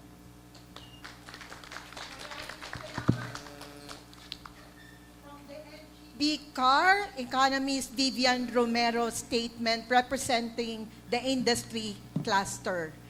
The health of our economy also depends on the strength of the financial and monetary systems. The Bangko Sentral ng Pilipinas North Luzon Regional Office plays a key role in maintaining price stability, promoting financial inclusion, and regulating banks and financial institutions. So let's now hear the statement from BSP Senior Research Specialist Dennis Gundran on the financial sector's contribution to the regional economy and its role in enabling inclusive growth. Let's give her a big round of applause. Thank you, RD Helen. Good morning, RD Vil, RD Dado, to fellow panel members, fellow public servants, private sectors, media friends. Ladies and gentlemen, naimbag nagsapa ka dati amin. In behalf of our Regional Director, Attorney Noel Neil Q. Malimban, here is the BSP statement on the gross regional domestic product, specifically on financial system here in the Cordillera Administrative Region. We would like to thank the Philippine Statistics Authority for this opportunity to share the status of the financial system in the Cordillera Administrative Region and the BSP's initiative. We affirm the positive growth in the financial system as presented earlier by RD Vil. The Philippine financial system remains resilient, but faces moderate risks that warrant close monitoring. The propagation of global uncertainties, including heightened geopolitical tensions, evolving monetary policies in major economies, and potential shifts in the U.S. following the outcome of the presidential election could impact the Philippine economy. There is still good news worth sharing. At present, global food inflation is declining. The local banking sector is well capitalized, and corporate earnings are reverting to pre-pandemic levels, among other positive factors. The BSP remains on a path to a lower interest rates, which can help the economy further. The Bangko Sentral ng Pilipinas is committed to deliver its mandate amid these challenges. As mentioned by BSP Governor Eli M. Remolona Jr., we are confident that we would be able to navigate the Philippine banking system through the uncertainties in view of our macroeconomic and banking fundamentals. In our beloved Cordillera Administrative Region, upticks in banking statistics were noted in 2024. We continue to see robust improvement in the overall credit conditions, providing support to economic activities. The loan portfolio of the banking system in Cordillera increased by 24.56%, from 35.25 billion pesos in 2023 to 43.91 billion pesos in 2024. Deposit liabilities also in the region went up by 10.19%, from 186.72 billion pesos in 2023 to 205.74 billion pesos in 2024. On bank presence, there is also a positive growth. There are now 218 banking offices and 338 ATMs across our region. The BSP remains steadfast in carrying its mandate to establish a secure, efficient, reliable, and inclusive payment system that bolster the nation's sustainable economic growth. With this, driving financial inclusion remains to be a very important undertaking of the central bank. The BSP's digitalization effort and strategic initiative paved the way to financial inclusion, where more Filipinos, especially those in remote areas, now have access to the formal financial system. Financial inclusion is important for every household and business, as access to basic financial services such as saving, payment, credit, and investments make a substantially positive difference in people's life.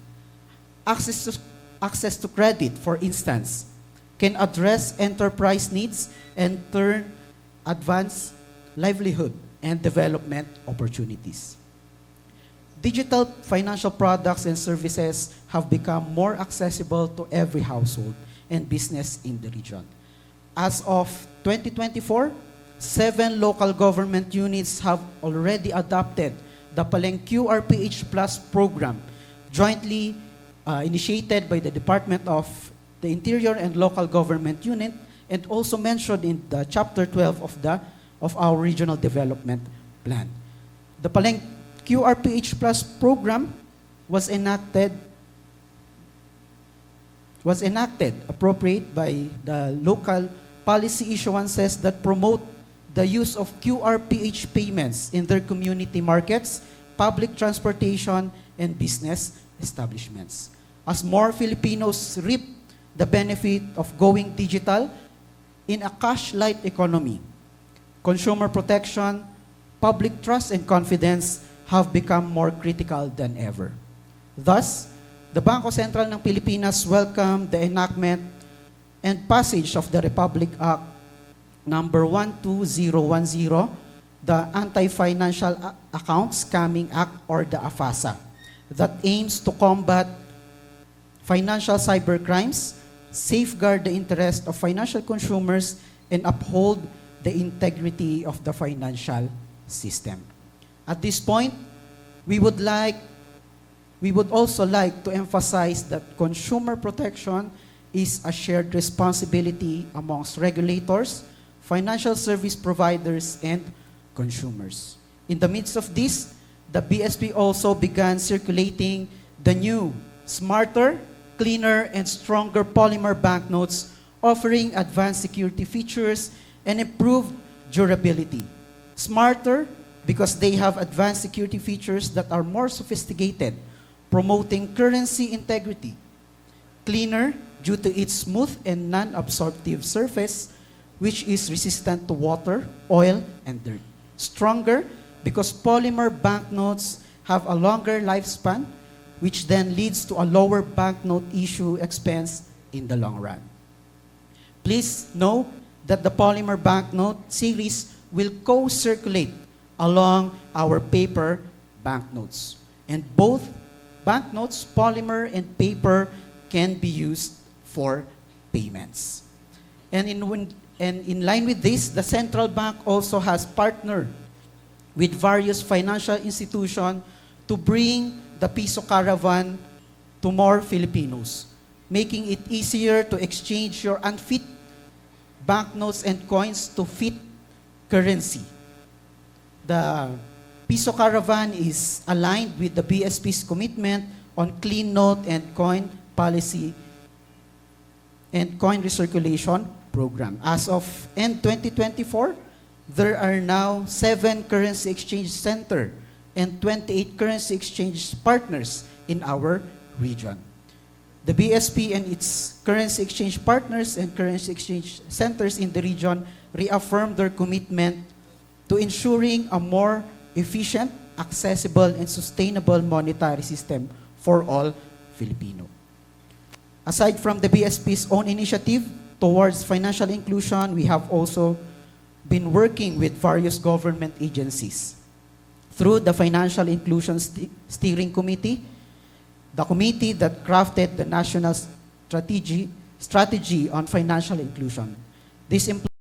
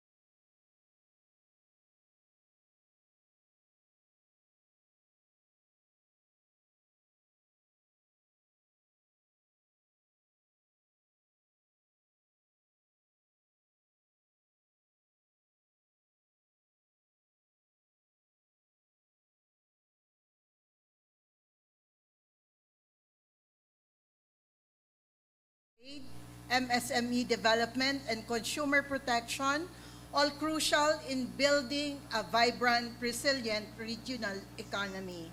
DTI's insight will help us understand how the region's business sector is adapting to changing economic landscape and conditions, and what interventions can help boost entrepreneurship and innovation in the region.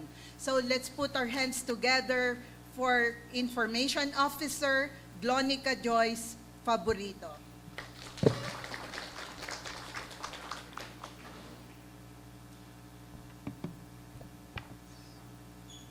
RD Fe, RD Helen, ARD Dado, and other government officials, our friends from the media, as well as our viewers online, good morning. So okay pa po ba tayo? Or baka na-stress na sa dami ng data na na-share for this morning? So for now, on behalf of our Regional Director, Attorney Raymond G. Panhon, who is currently in a Regional Management Committee meeting in Makati, we thank PSA, of course, for inviting us in this event. So the Department of Trade and Industry Cordillera Administrative Region applauds the region's 4.8% growth for 2024, albeit slower than target, which is nothing but a challenge to do better for 2025. Bearing in mind the backbone of the region's economy, our micro, small, and medium enterprises, or our MSMEs, we at the DTI continues to strive for a better business environment where our entrepreneurs can thrive that will expand their contributions to the local economy. For the information of everyone, in 2024, we received a total of 29,888 business name applications, which were mostly done online. 25,700 are new, while 4,000 are renewal applications. This is higher than 2023's 25,000 BN applications. The bulk of filers are from the Baguio City and Benguet, as well as Abra areas.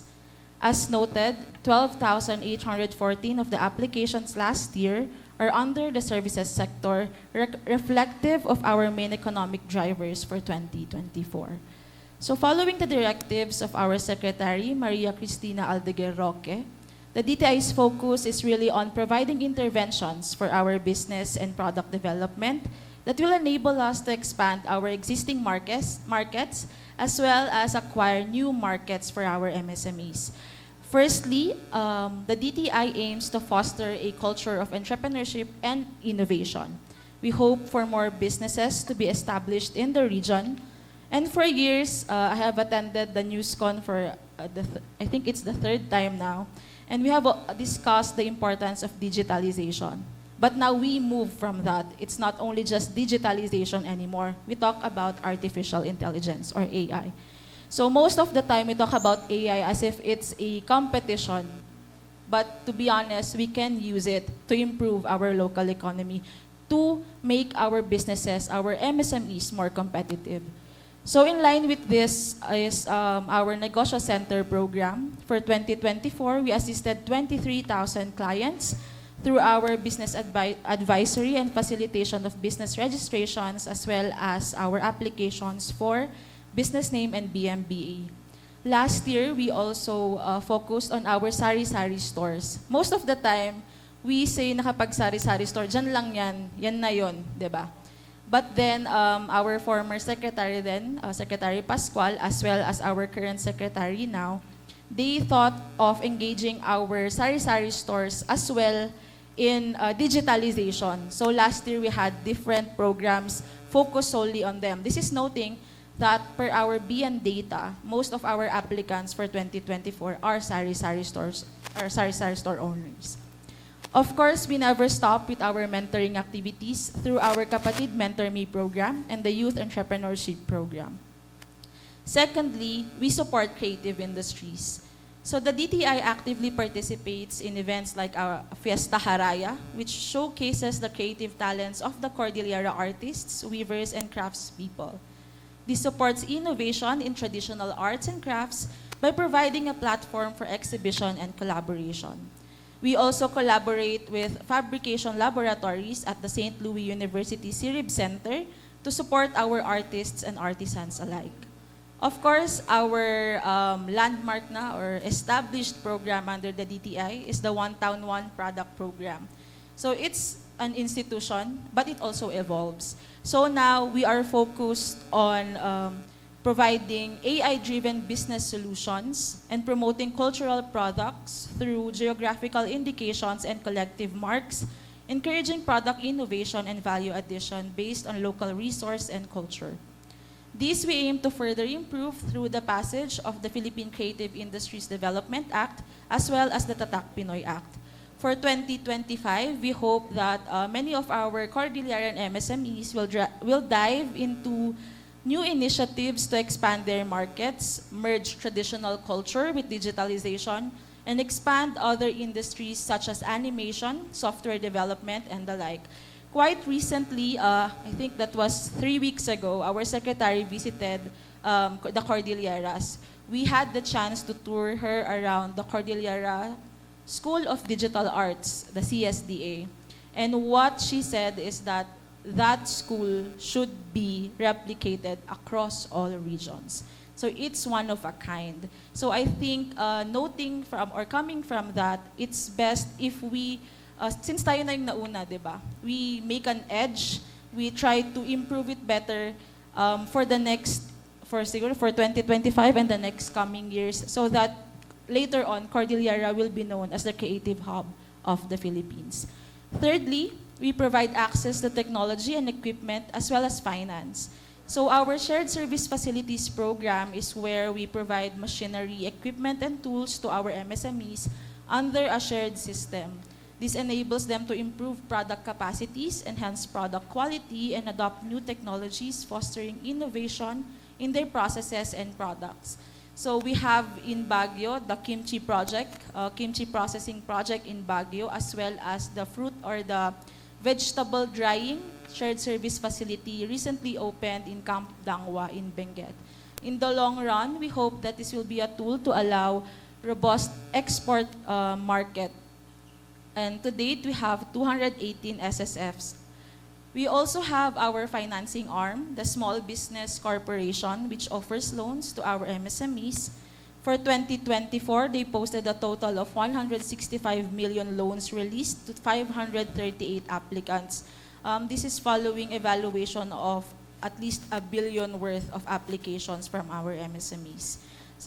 Lastly, of course, our convergence activities with other agencies and private partners. As noted earlier, sinabi ni ARD Dado, unfortunately, nag-slow down yung investments natin dito sa region. However, we found that maybe there's a lapse in reporting as well. So it's one of the points of improvement for the DTI and its partners to properly monitor and gather data pertaining to those investments. Hopefully as well, we can improve this year as to the economic discussions on our creatives through the CSA accounts, creative accounts. So the DTI-CAR is one with the Cordillerans as it seeks to help the region develop and sustain a vibrant economy that ensures our progress and significantly improves lives for all. Not just the big businesses, but also those just starting to embark on their journey of entrepreneurship. Let us continue to support our local entrepreneurs wherever we go. And to end, I just want to share what I'm wearing today. It's from Ifka's Weaving from Kalinga. The design is titled Coming Together in the Rice Fields, emphasizing the joining of diverse backgrounds in creating one beautiful material. We hope we also embody this, the embrace of culture and camaraderie in the region as we strive for a better Cordillera. Maraming salamat po. Maraming salamat, Glonica Joyce Favorito, support local. Okay, bigyan natin another big round of applause to PSA and partner agencies. We move on to the next part, the question-answer portion. So may we request our media friends, we will, one question, one follow-up for the first round and move to another round. Same, one question and one follow-up. We'll also entertain online questions and questions as well with the other guests and participants in this morning's forum. We'll start with Philippine Daily Inquirer, Vincent Cabresa, at susundan ni Lisa Agoot ng Philippine News Agency.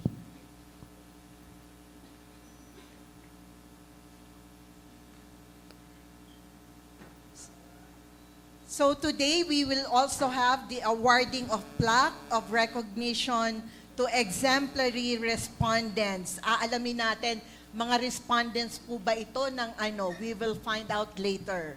Okay, good morning, Vince. Good morning po. I was wondering about this is something I raised before. Since we're looking at the impact of tariffs and last year's impact na inflation, we're actually we should be preparing for a supply chain problem, even in the level of the Cordilleras. So I was for example, we've been relying on semiconductor exports for a long time. That's going to be impacted by tariffs. And given the inflation problems last year, bumaba rin ang semiconductor productivity. Are you looking at ano ang possibilities for semiconductor next year, this year, towards the end of the year, given the tariff problems? It is very important for Baguio, for the Baguio economy. So we have from DepDep, Mr. Dado. Joey Dado and MGB, si Ma'am Vivian Romero later. Yes, good morning, Vince. Thank you, ma'am. For the tariffs, so for the Philippines, we were imposed 17% initially, so I'm not sure if it's back to 10% kasi paiba-iba naman yung ini-impose ni President Trump of the US. So for the Philippines, in general, then we have to diversify our markets. If the United States imposes such tariffs, then we will be forced to diversify markets to perhaps ASEAN or a European market. But there's also an opportunity for us since as of now, the other ASEAN countries have a higher tariff actually, just like China. So this is an opportunity for the Philippines if they can, our private sector can ramp up production, but of course that would take time. Vince, can you help modify the questions? Actually, I was wondering, I know medyo biglaan kasi to, but at this stage, are there other ways, is government working out a possible way of cushioning semiconductors? Because that's very specific to the US market. It's not something we can divert. Kasi Texas Instruments is an American company. Any, offhand, is there any way of cushioning the semiconductor exports in Baguio, for example? Medyo mabigat kasing impact sa Baguio if that the semiconductor trade is disrupted, heavily disrupted. Are there already efforts in anticipation of such? From MGB. Hello. All I can say for the mining industry, it would really greatly impact the industry. The higher cost of materials procured outside of the Philippines, plus the tariffs, of course, the cost of operating a mining industry will go higher, impacting, it would be slower in production. And I think it's time, it's not really time, it's been suggested a few years back. Now we should develop our own processing and smelting plant. That's all I can say. Sir Joey, would you like to add on it? Specific to the semiconductors, Semiconductor industries.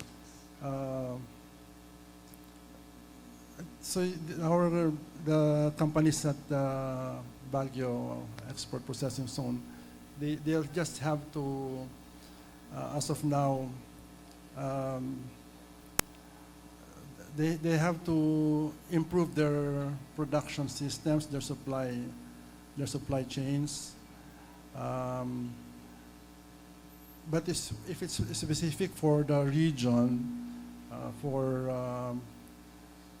our private enterprises in the export processing zone, it's the general approach would be to improve your production facilities to make it more efficient. That is to drive down cost so as to be more competitive. But right now, it's the situation is very volatile with changing tariffs, so it's really hard for the companies to plan ahead. That's the situation now. Okay. Would PSA would like to comment on it? Director Alibuyot? Well, I think the semiconductors, specifically the Texas Instrument, we all know for the previous year of presentation of the economic performance of the region, the bulk or the production of semiconductor decreased already because of the percentage is the high percentage is in region 3 already.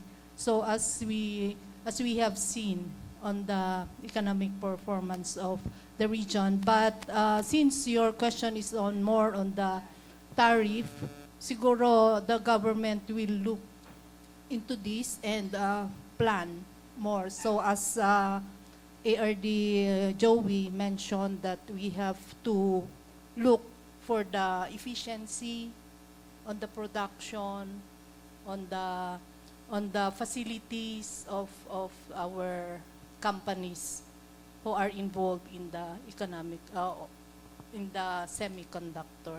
Kasi yung TI kasi talagang nag-decrease na. So, if you notice in the result of the previous years, yung Cordillera is nasa industry, ano natin, yun yung parang driver of Cordillera, but now, we move already to services-based industry. I think that's... Okay, Dan, one follow-up. Oh, okay. One question more. But this is still the supply chain question. But I'm actually glad nag-improve ang agri. But given the impact, the possible impact ng tariffs, is there any way for the food sector and the other agents, even the DTI, to collaborate on measures of sustaining the supply chain? We've done this before because of the pandemic. We tried to develop local supply chain systems, but apparently hindi nawala doon yung focus kasi wala na emergency.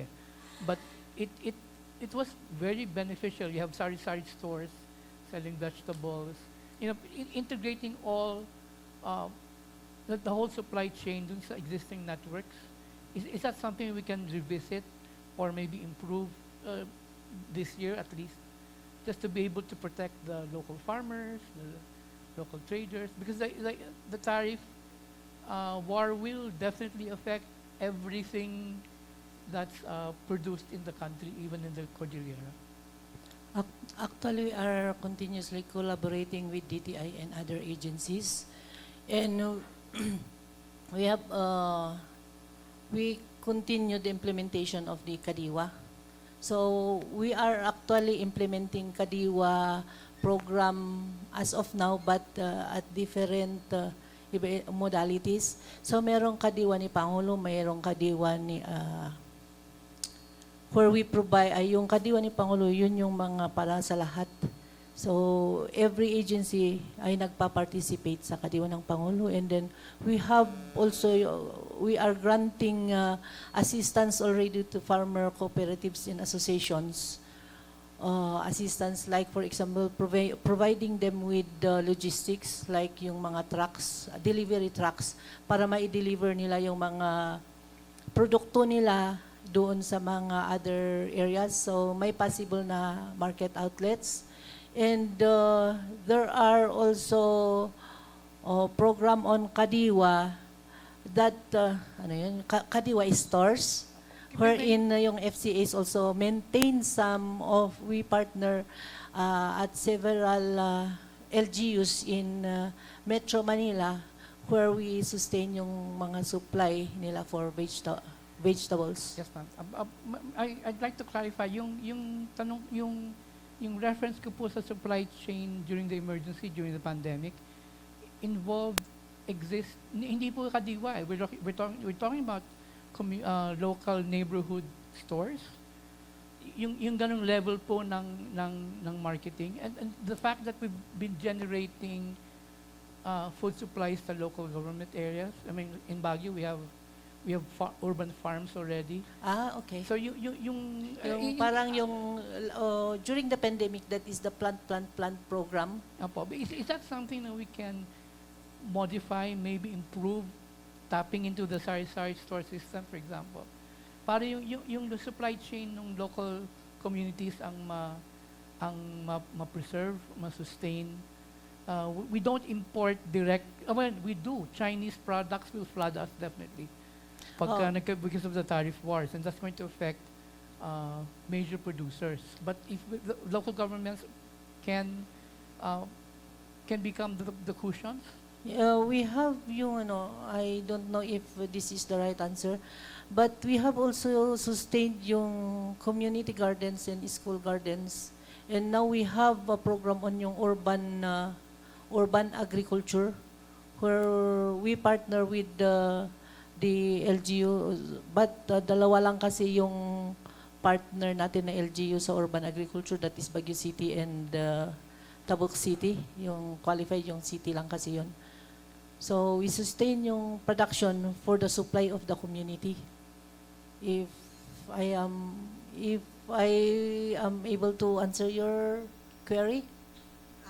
It's about the community-oriented actions.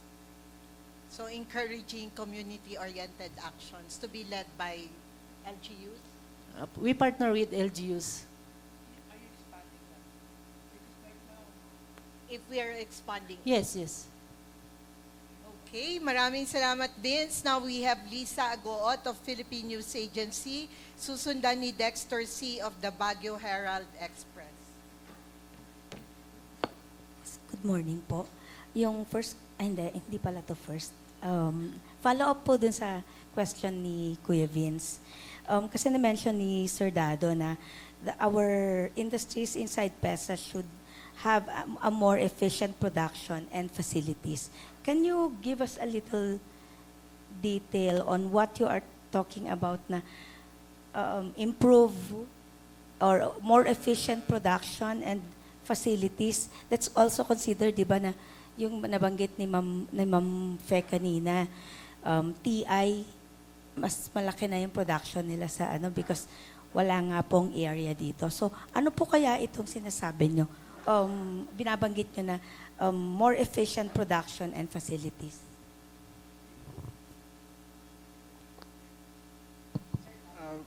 Thank you, ma'am. Maybe my response would be more in general for the economy, which would be also supportive of the industries in PESA. But sa PESA kasi they are more private sector, but the government is promoting then research and development, innovation, not only for semiconductors but other industries as well. So that's one thing that the government responds. And then for the car, specifically, as what Arde Villafe said, we are more on the services now, economy, and not so much on the industry or manufacturing. So those are the sectors we can promote, as well, of course, still boosting agriculture. Sir, but we're not worried na bumababa ang production natin on manufacturing, yung tawag doon, yung income natin or yung economy natin coming from the manufacturing bumababa. Are we satisfied that we are moving forward as regards services pero bumababa yung pinanggagalingan din ng malaki ng source natin?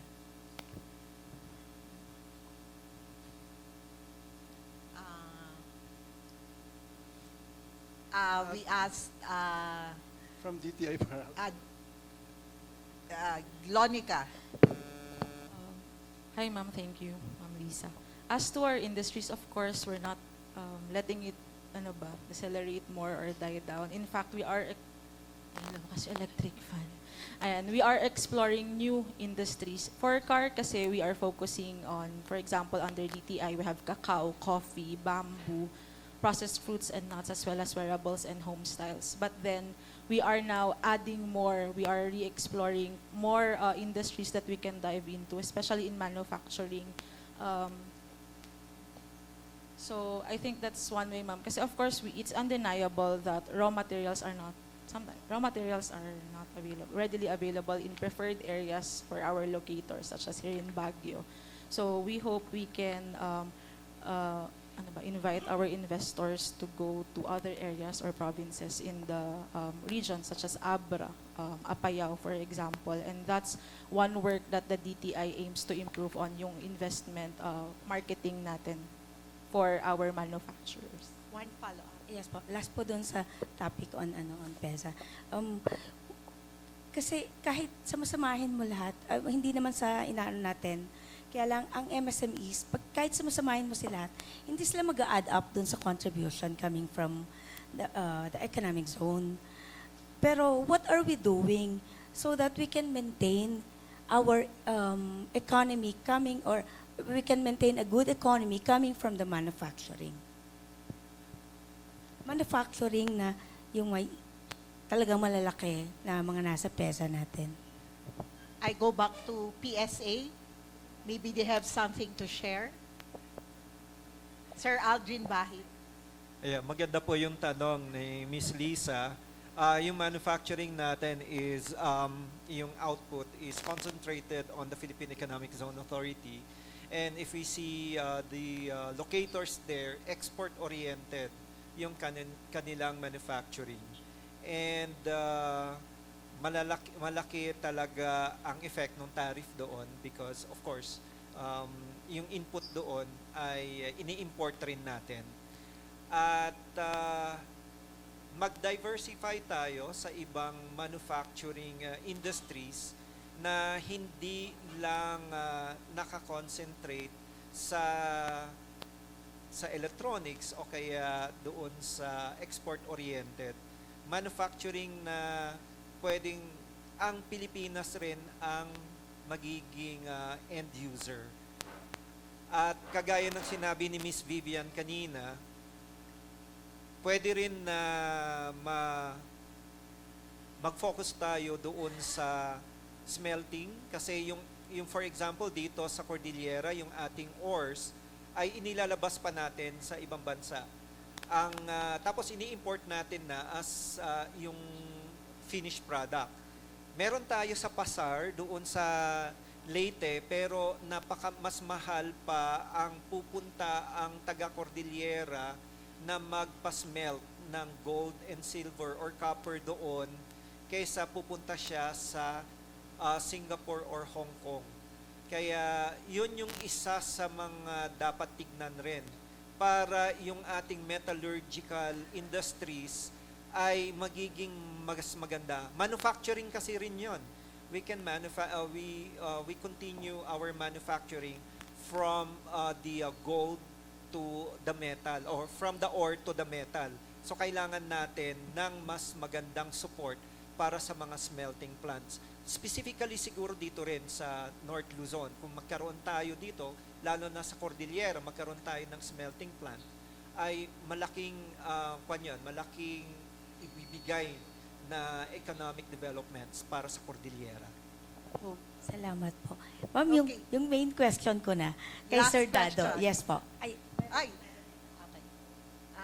Sir Dado, would you like to add? Thank you. Just to add to that, as Sir Aldrin was explaining, we may be shifting to other,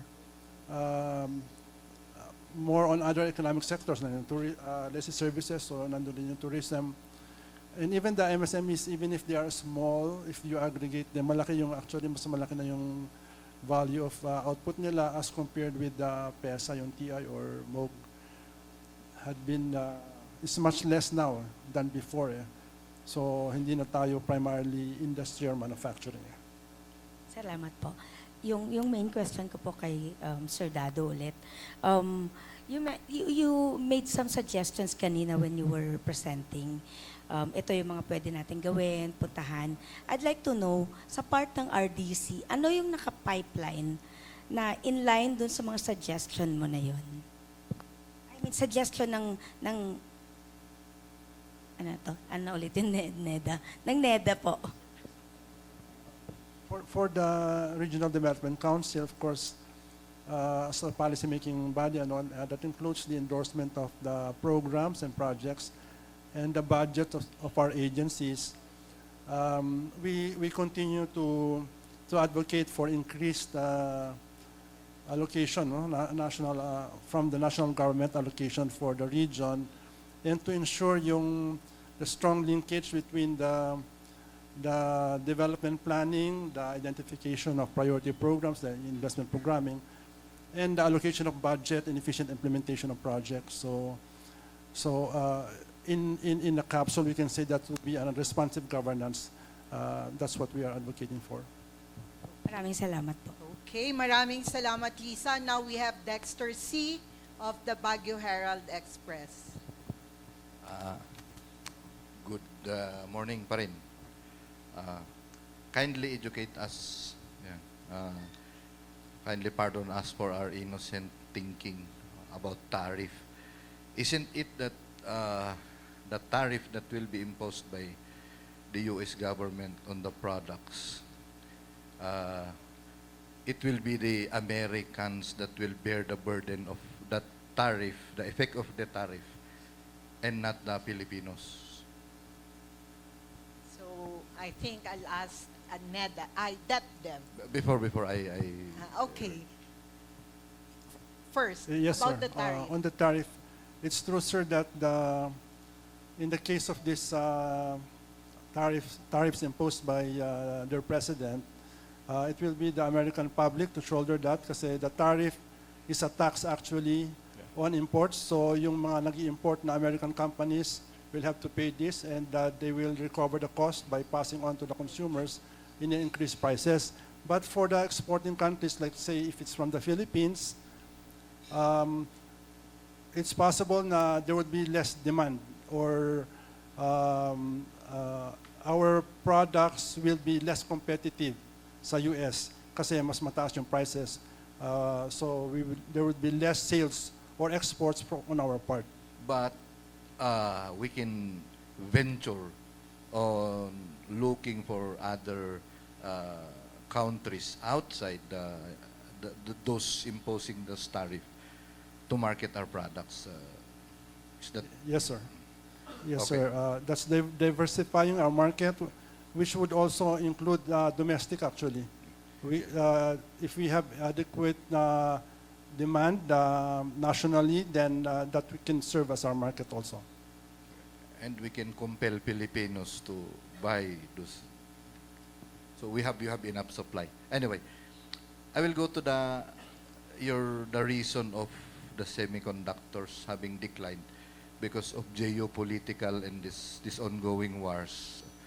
But we thought all the while that there should be an increase of demand for semiconductors because the warring nations need those semiconductors for their sophisticated weapons.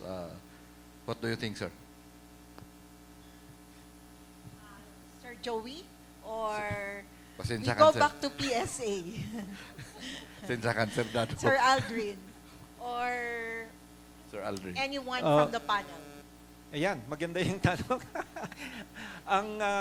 Sa ating pagkakalam sa ating statistics kasi yung export natin from the PSA is basically mga consumer electronics. Kung magkakaroon ng giyera, siguro yung sa transportation, yung mga parts ng plane naman, yung isa namang industry natin doon. Sa muog. Ayaw kong sabihin, pero sinabi nyo na.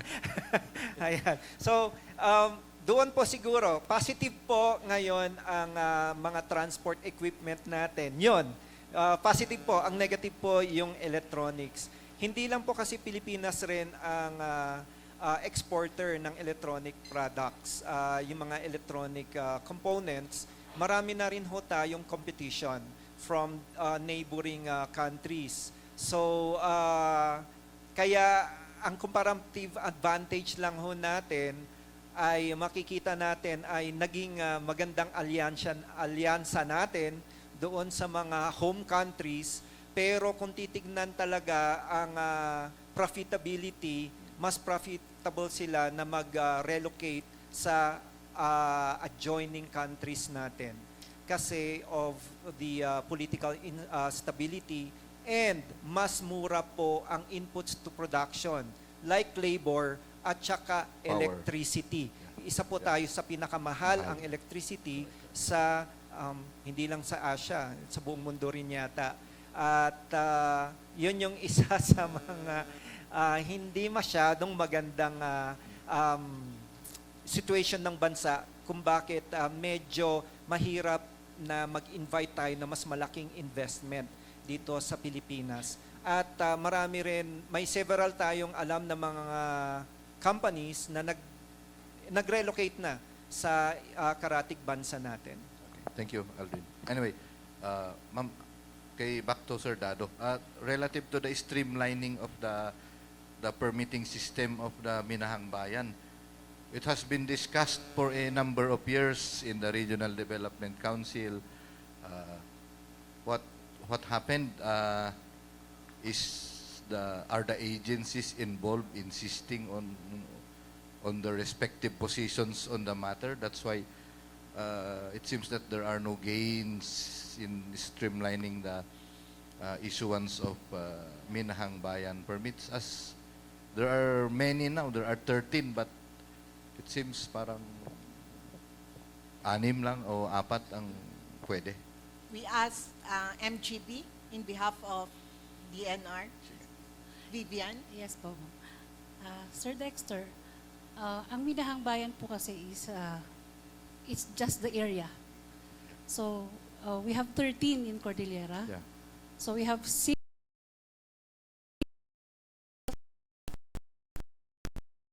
one in Itogon and 1 in Sagada.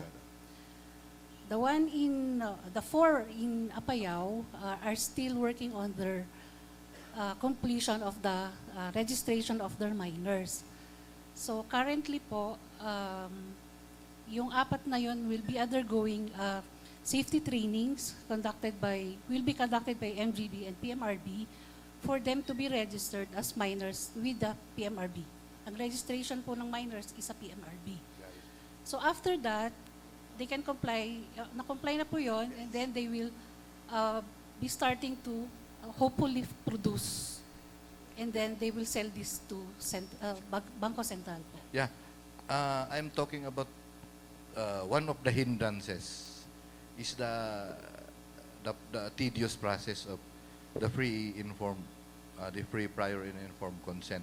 Has this been threshed out with the NCIP? Because the NCIP holds the position that it should be the whole domain that gives the consent before the permitting process. We go back to Ms. Vivian. As of now, sir, we don't have any info on the part of NCIP, but our applicants are still hoping na mabigyan po sila ng clearance. Okay. Sir Dado, what happened to the intervention of the RDC on that matter? Any update from the any RDC? Any update lang. Thank you. Dialogue is continuing, sir, ma'am. We have to understand yung position rin ng NCIP, but indeed, in general, we have to promote the ease of doing business. Of course, not at the expense of the environment and other requirements, yung regulatory, but it should be facilitative. So it's not only sa FPIC, even the environmental compliance certificate. We have to ensure na we'll continue the dialogue in the RDC. Katulad po sa renewable energy, may deadline eh. Pag na-submit na lahat ng requirements, the FPIC should be issued within so many days, or I think 3 months ba? May deadline, ma'am. Pag hindi nabigay yung FPIC within that period, it is deemed approved. That's for energy projects. So we hope we can have that for other projects as well. Okay, maraming salamat Dexter and Sir Dado. Let's give way to a question for Bangko Sentral ng Pilipinas. How has the regional banking sector responded to the post-pandemic recovery, and what trends are you seeing in terms of consumer loans, saving, or digital banking adoption in the region, in CAR? Yes, thank you, ma'am. For as the data-driven, we can see that the loan portfolio, even the deposit liabilities increased. So it shows a trust in banking system. No? And of course, as mentioned a while ago, the digital financial ecosystem now is very encouraging more Filipinos, even in the remote areas. No? Using your cell phone, you can open a account, the mobile banking account or an electronic money account in your cell phone. So, ang parati namin sinasabi dito, kapag nakakapag-Facebook ka, pwede kang maka-install, pwede kang maka-access ng iyong account using your cell phone. And yun, hopefully, and we are happy to also share no, na yung target kasi ni BSP last 2023, at least 50% of the volume of digital payments is 50%. So we are happy to report that as of the data, latest available data, last 2023, we have surpassed the 50% digital payments by volume. We are now at 52.8% digital payments by volume entire the Philippines. Maraming salamat, Bangko Sentral, Dennis Gunran. Now we have Primo Agatep of Amianan Balita ngayon. I'll direct this question to the Department of Agriculture representative. Finally, I could write a positive story on DA since they have a positive growth last year. But to be specific, ma'am, Sir Dado and the rest of the guys were talking about a lot of strategic actions. I would like to ask specifically sa post-harvest facilities. We have La Trinidad Trading Post and the Benguet Agri-Pinoy Trading Center. I just came from there yesterday. I'm sorry to say it's a sad state.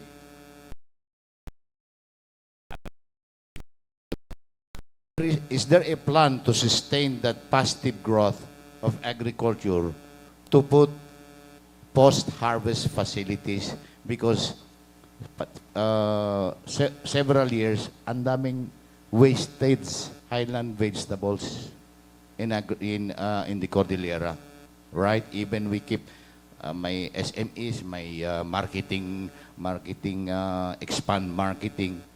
But in short, where are these post-harvest facilities now? And what are your plans as far as post-harvest facilities in BABTC? Ms. Susan Balanza. Of course, one of the agenda of the Department of Agriculture is really to reduce yung post-harvest losses.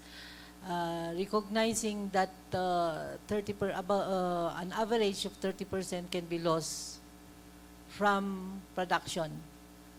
Kung kahit mataas yung production natin, kung sa post-harvest ay mawawala yung 30%, that is a big loss.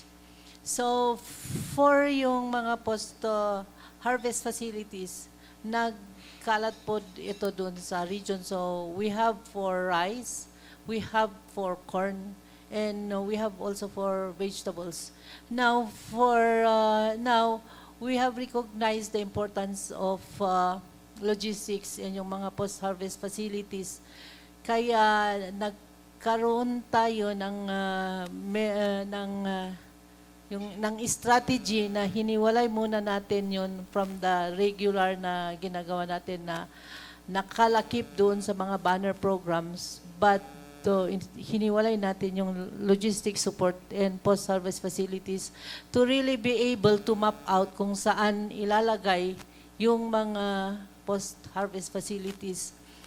For 2025, we have received the budget of about 100 million and another 61 million for cold storages.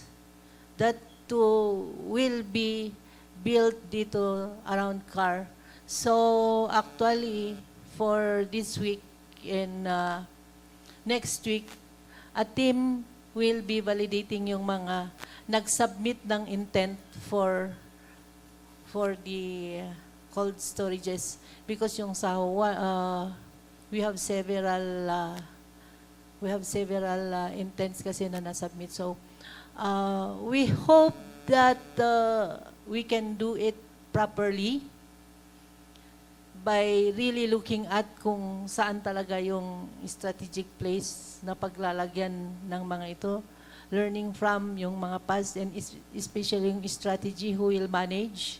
So we will be really partnering with yung able na FCAs. That is why we are actually accrediting FCAs para hindi we are accrediting FCAs looking at the records, yung ability their ability to really implement projects and maintain projects. So yan. So and that cold storages aside from yung mga yung mga ibang mga warehouses and collection centers where our products can be processed. Thank you, ma'am. Lastly, sir, ma'am, for the public as a part of for my also education, you said, sir, based on your release, ma'am, I'll direct my question to the PSA representative director or Sir Bahit, sir. Yung public, yung sabi nyo, yung expanded ng 4.8 ng economic output, sir, no? I'm just throwing this, I'm just wondering this. Has the government made a, nag-expand din ng public spending through the years ba? Or 2024? For the layman's term. So, ang gobyerno spend a lot. Is that, to simplify the matter, public spending has been, was it been a marked improvement versus the past years or last year to make it that the economic output expanded, sir? Parang cost and benefits, you know, expenses versus the, meaning to say, nagpaluwal ng gobyerno na ng bilyong-bilyong piso pera, tapos yung benefits niya, okay, nag-down from the economic output from several industries like agriculture, subsector, sir. Sir Alvin. Thank you. Okay, para po sa public administration and defense, tumaas naman po tayo, mas mataas po ang increase natin. From 2023, 0.5. Ang increase ng public administration and defense for the Cordillera is 5.9%. Mataas naman siya, yung increase niya.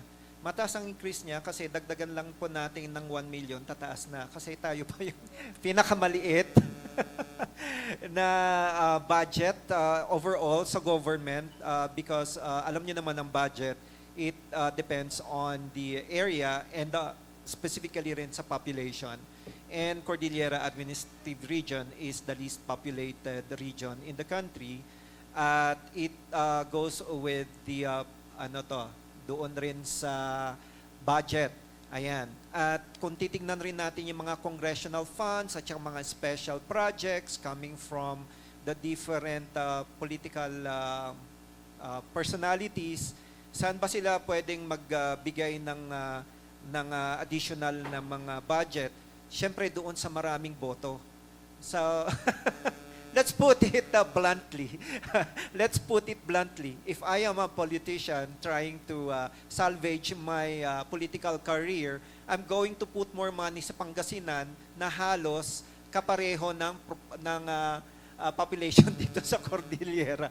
Pero probinsya lang yun compared dito sa buong Cordillera. Thank you, so sir. that's the reality. Kasi yun po yung budgeting ng gobyerno. Sir, don't you think, sir, I'll address to, last na lang.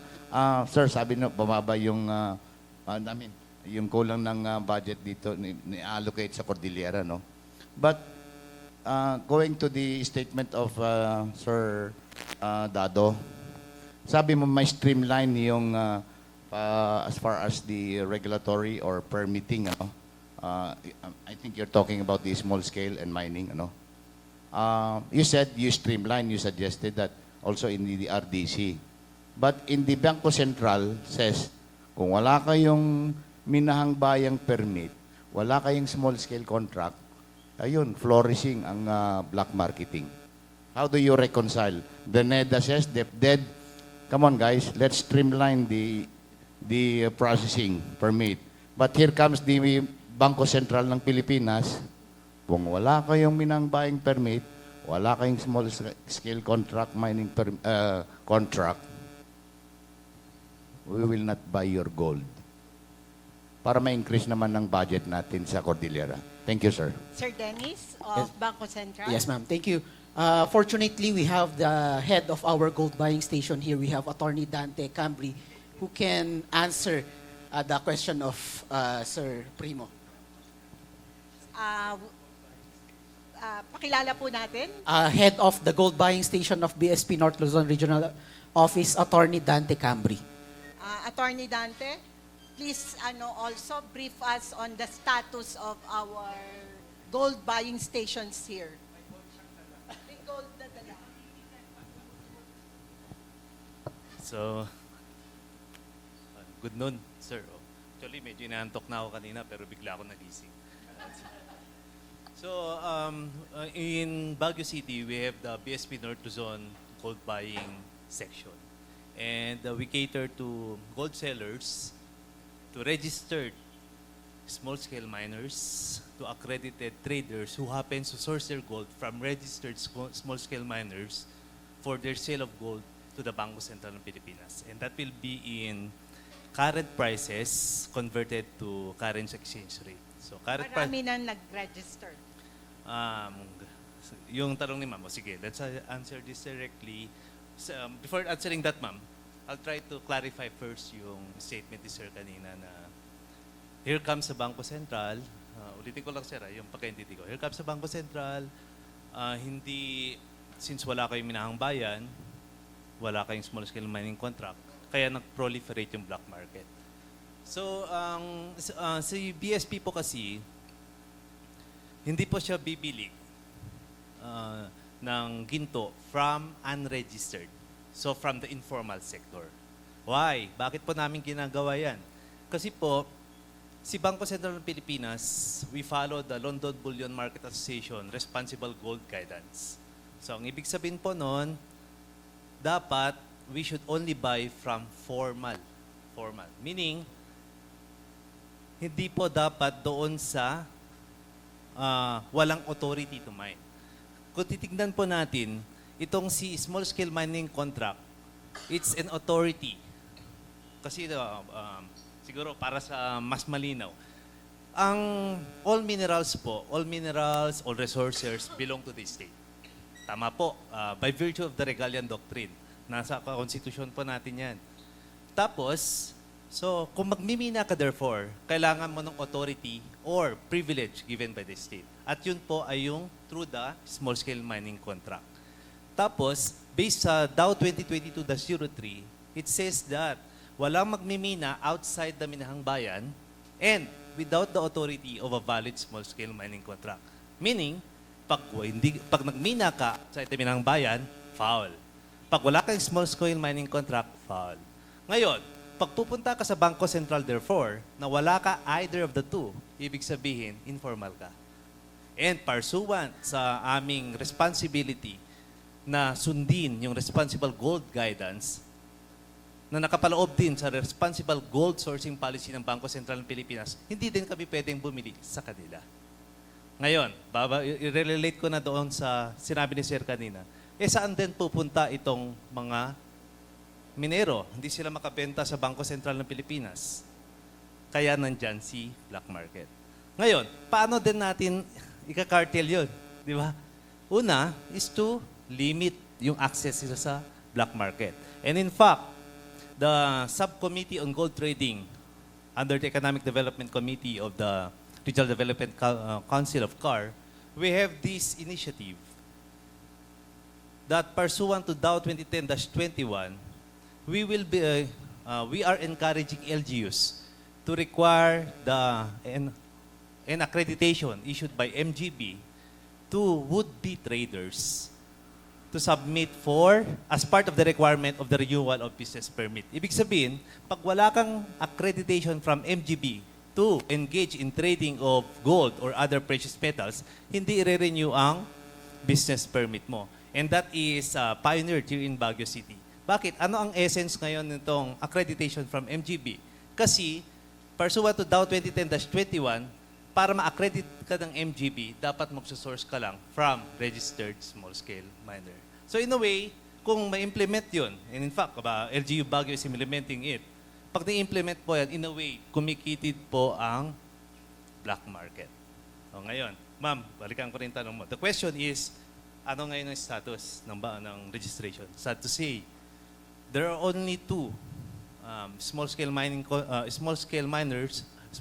associations with valid small-scale mining contracts who went to the BSP, submitted the documents for us for possible registration and for possible onboarding in the BSP gold buying program. Where are the others?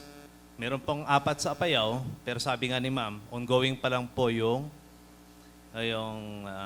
parang training nila for miner registration. Where are the rest of the 13 minahang bayans? Syempre, paano sila pupunta sa amin? Wala silang small-scale mining contract. So sana, I hope na-answer po yun. And I hope na-clarify din po yung statement na kung bakit may yung relationship ng black market and yung ating informal na associations. So sana po maging malinaw. Thank you po. Sir, maraming salamat. Well explained. May pahabol na tanong? May pahabol na tanong dito. Are there notable economic trends or disparities among the provinces and Baguio City in CAR? Economic trends. We ask PSA. By end of this year, we will be presenting. As of now, wala pa. So wala pa? Wala pa. It's only the region. Okay. Maraming salamat, ma'am. In terms of, maganda yung economic performance report, but how would you relate that performance in the region's employment rate or labor productivity?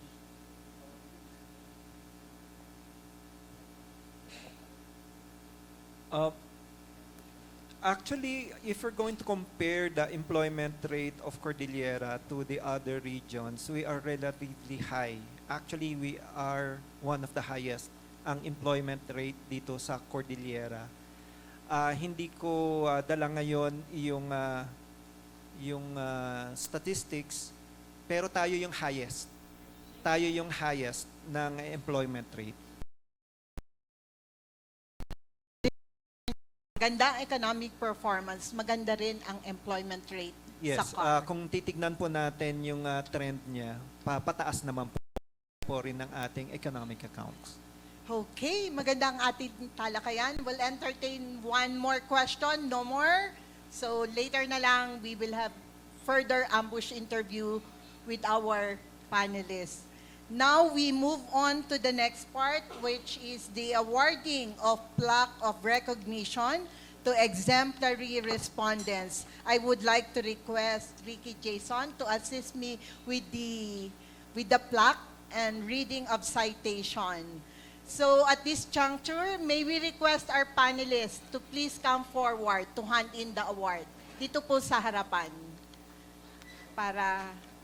So, excited po kami na ma-acknowledge and give recognition to our active partners who provided us with their truthful answers and prompt submission to the monthly integrated survey of selected PSA-CAR. So, without their responses, they cannot produce the information and indicators which serve as inputs in the estimation of the gross domestic product. So the first to receive the plaque of recognition is? All right, so before we award po the first awardee po, no? Allow me to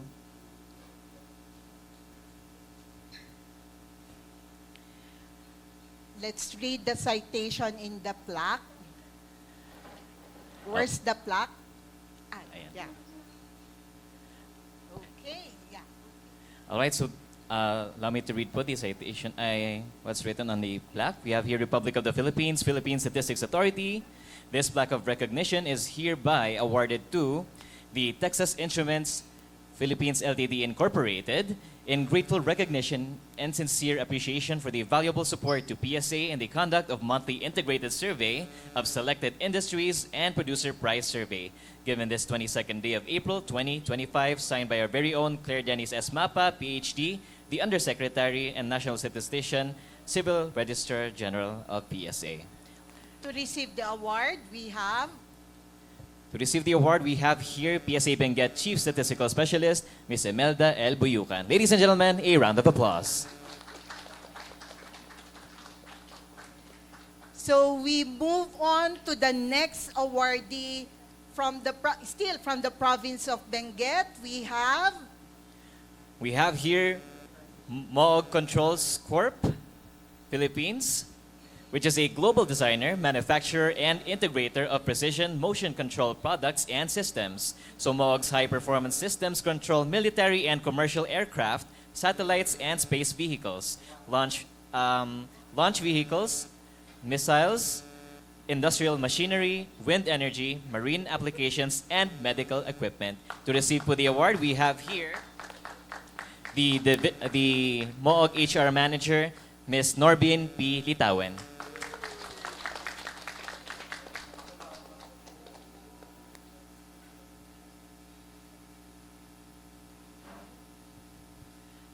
our next awardee is still from Benguet. We have here the Orox Aerospace Precision Manufacturing Corporation, or the AAPMC.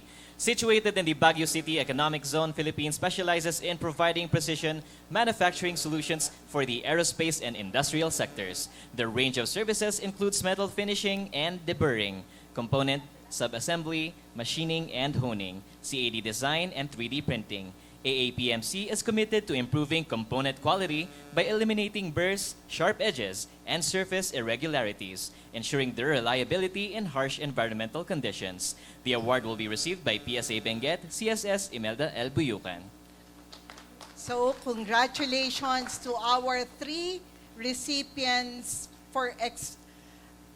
recipients of plaque of recognition, exemplary respondents. We have the Texas Instruments Philippines Limited Incorporated, the Moog Controls Corporation, and the Aerox Aerospace Precision Manufacturing Corporation.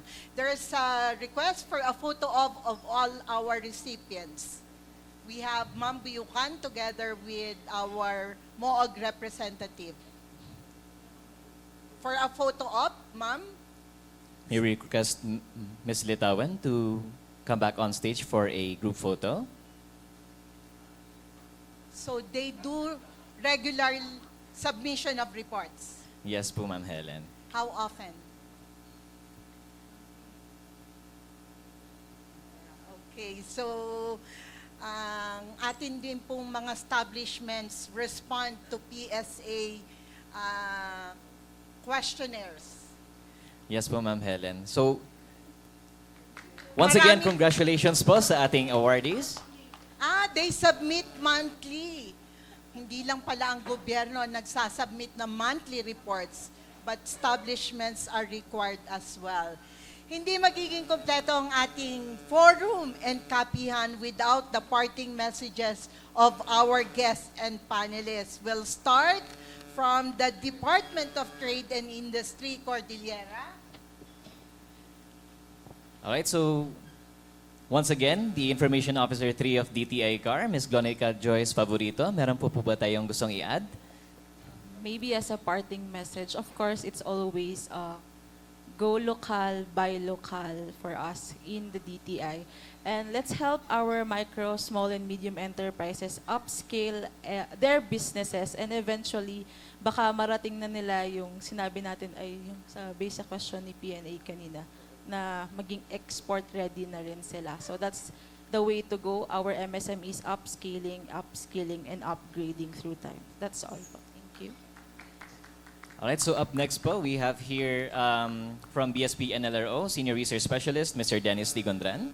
So we thank you again for this opportunity, and the Bangko Sentral ng Pilipinas will uphold its mandate on price stability, financial stability, and efficient payment and settlement system. And let us encourage everyone and Maria that digital finance is not something to fear, but it is something to embrace. Naimbag nga malam kada tayo amin. Thank you so much po, Mr. Gondran. Up next, we have here the Economist of MGB-CAR, Ms. Vivian T. Romero. Again po, thank you PSA, thank you everyone. All I can say is share ko na lang po ulit yung aming motto. This motto was given by the then Secretary of DNR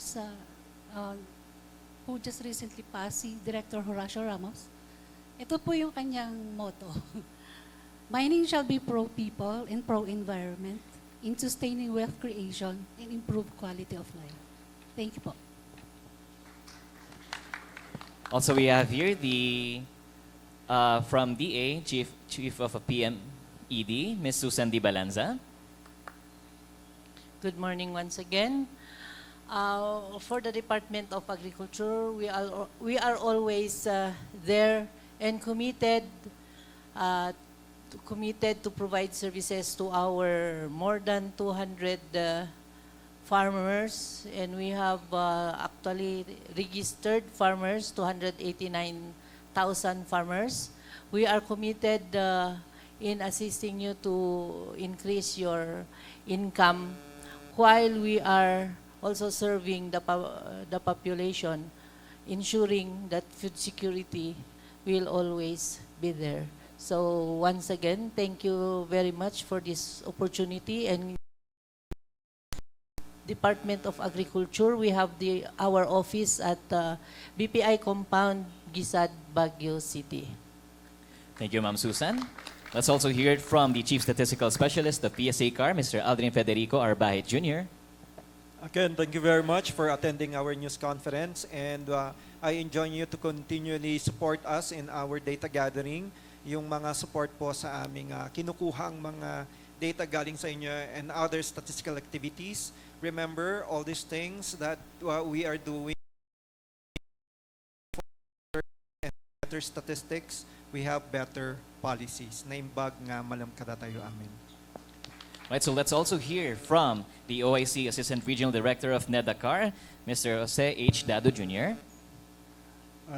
We'd like to thank Director Villafe, Sir Aldrin, for this news conference on the GRDP. And what can we say is the bottom line for inclusive development? It is strong democratic institutions that are participative and accountable. So let's ensure competent and honest leadership to promote innovation, entrepreneurship, and the equitable sharing of benefits for all. Thank you. And of course, last but definitely not the least, PSA-CAR's Regional Director, Ms. Villafe P. Alibuyog. So thank you very much for your presence today. And of course, we have seen the data that you have provided to the PSA for the compilation of these regional accounts of the region. And of course, it tells us a story. So it depends on the decision-making bodies to make another story from this data that we have presented. And of course, I would like to inform everyone that we will be conducting the data dissemination forum on the literacy na naman yung susunod na gagawin ng PSA. But we have to announce, we will have to fix the dates first. Because we have a good news that the Cordillera Administrative Region has the highest literacy rate across the regions. So thank you very much and good noon to everyone. Maraming salamat po sa ating mga panelists, and as a token of appreciation, may we request Director Villafe Alibuyog and Sir Aldrin Bahit to hand in the certificate of appreciation and tokens. So, sabay-sabay na lang po, pakibigay na lang po ang aming pasasalamat sa ating mga panelists and partners. At bilang pagtatapos, maraming salamat Ricky Jason Aquino. Pasalamatan natin ang mga kasamahan natin. Alright, so maraming salamat po sa lahat ng ating mga manonood ngayon, tsaka mga nakinig po sa ating report po on the Regional Accounts of the Philippines News Conference, ang ating 2024 Gross Regional Domestic Product po ng Cordillera Administrative Region. Of course, this would not be successful po without the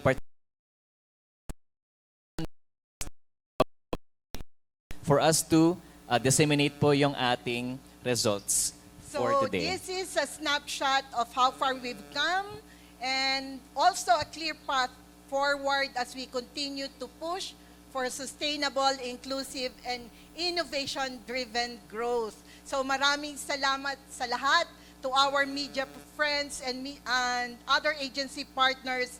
Ang role po nyo ay napaka-importante in communicating also these developments to the public. So, inaanyayahan po namin, tulong-tulong po tayo to create a multiplier effect. And let's continue to work together in building a stronger and more prosperous Cordillera. So, mabuhay po ang Cordillera, mabuhay ang Philippine Statistic Authority Cordillera Administrative Region. And of course, let's not forget to award po a token of our appreciation to our host po for this morning. If you allow me po to read the citation, this certificate of appreciation is presented to Helen Artibaldo in grateful recognition and sincere appreciation of her invaluable services rendered as host during the news conference on the 2024 economic performance of the Cordillera Administrative Region on 22 April 2025 held at the Golden Pine Hotel, Baguio City, given this 22nd day of April 2025 in Baguio City, Philippines, signed by our very own Regional Director, Villafe P. Alibuyog. Ladies and gentlemen, let's all give a hand to our newly retired Regional Director of PSA-CAR, Helen R. Tibaldo.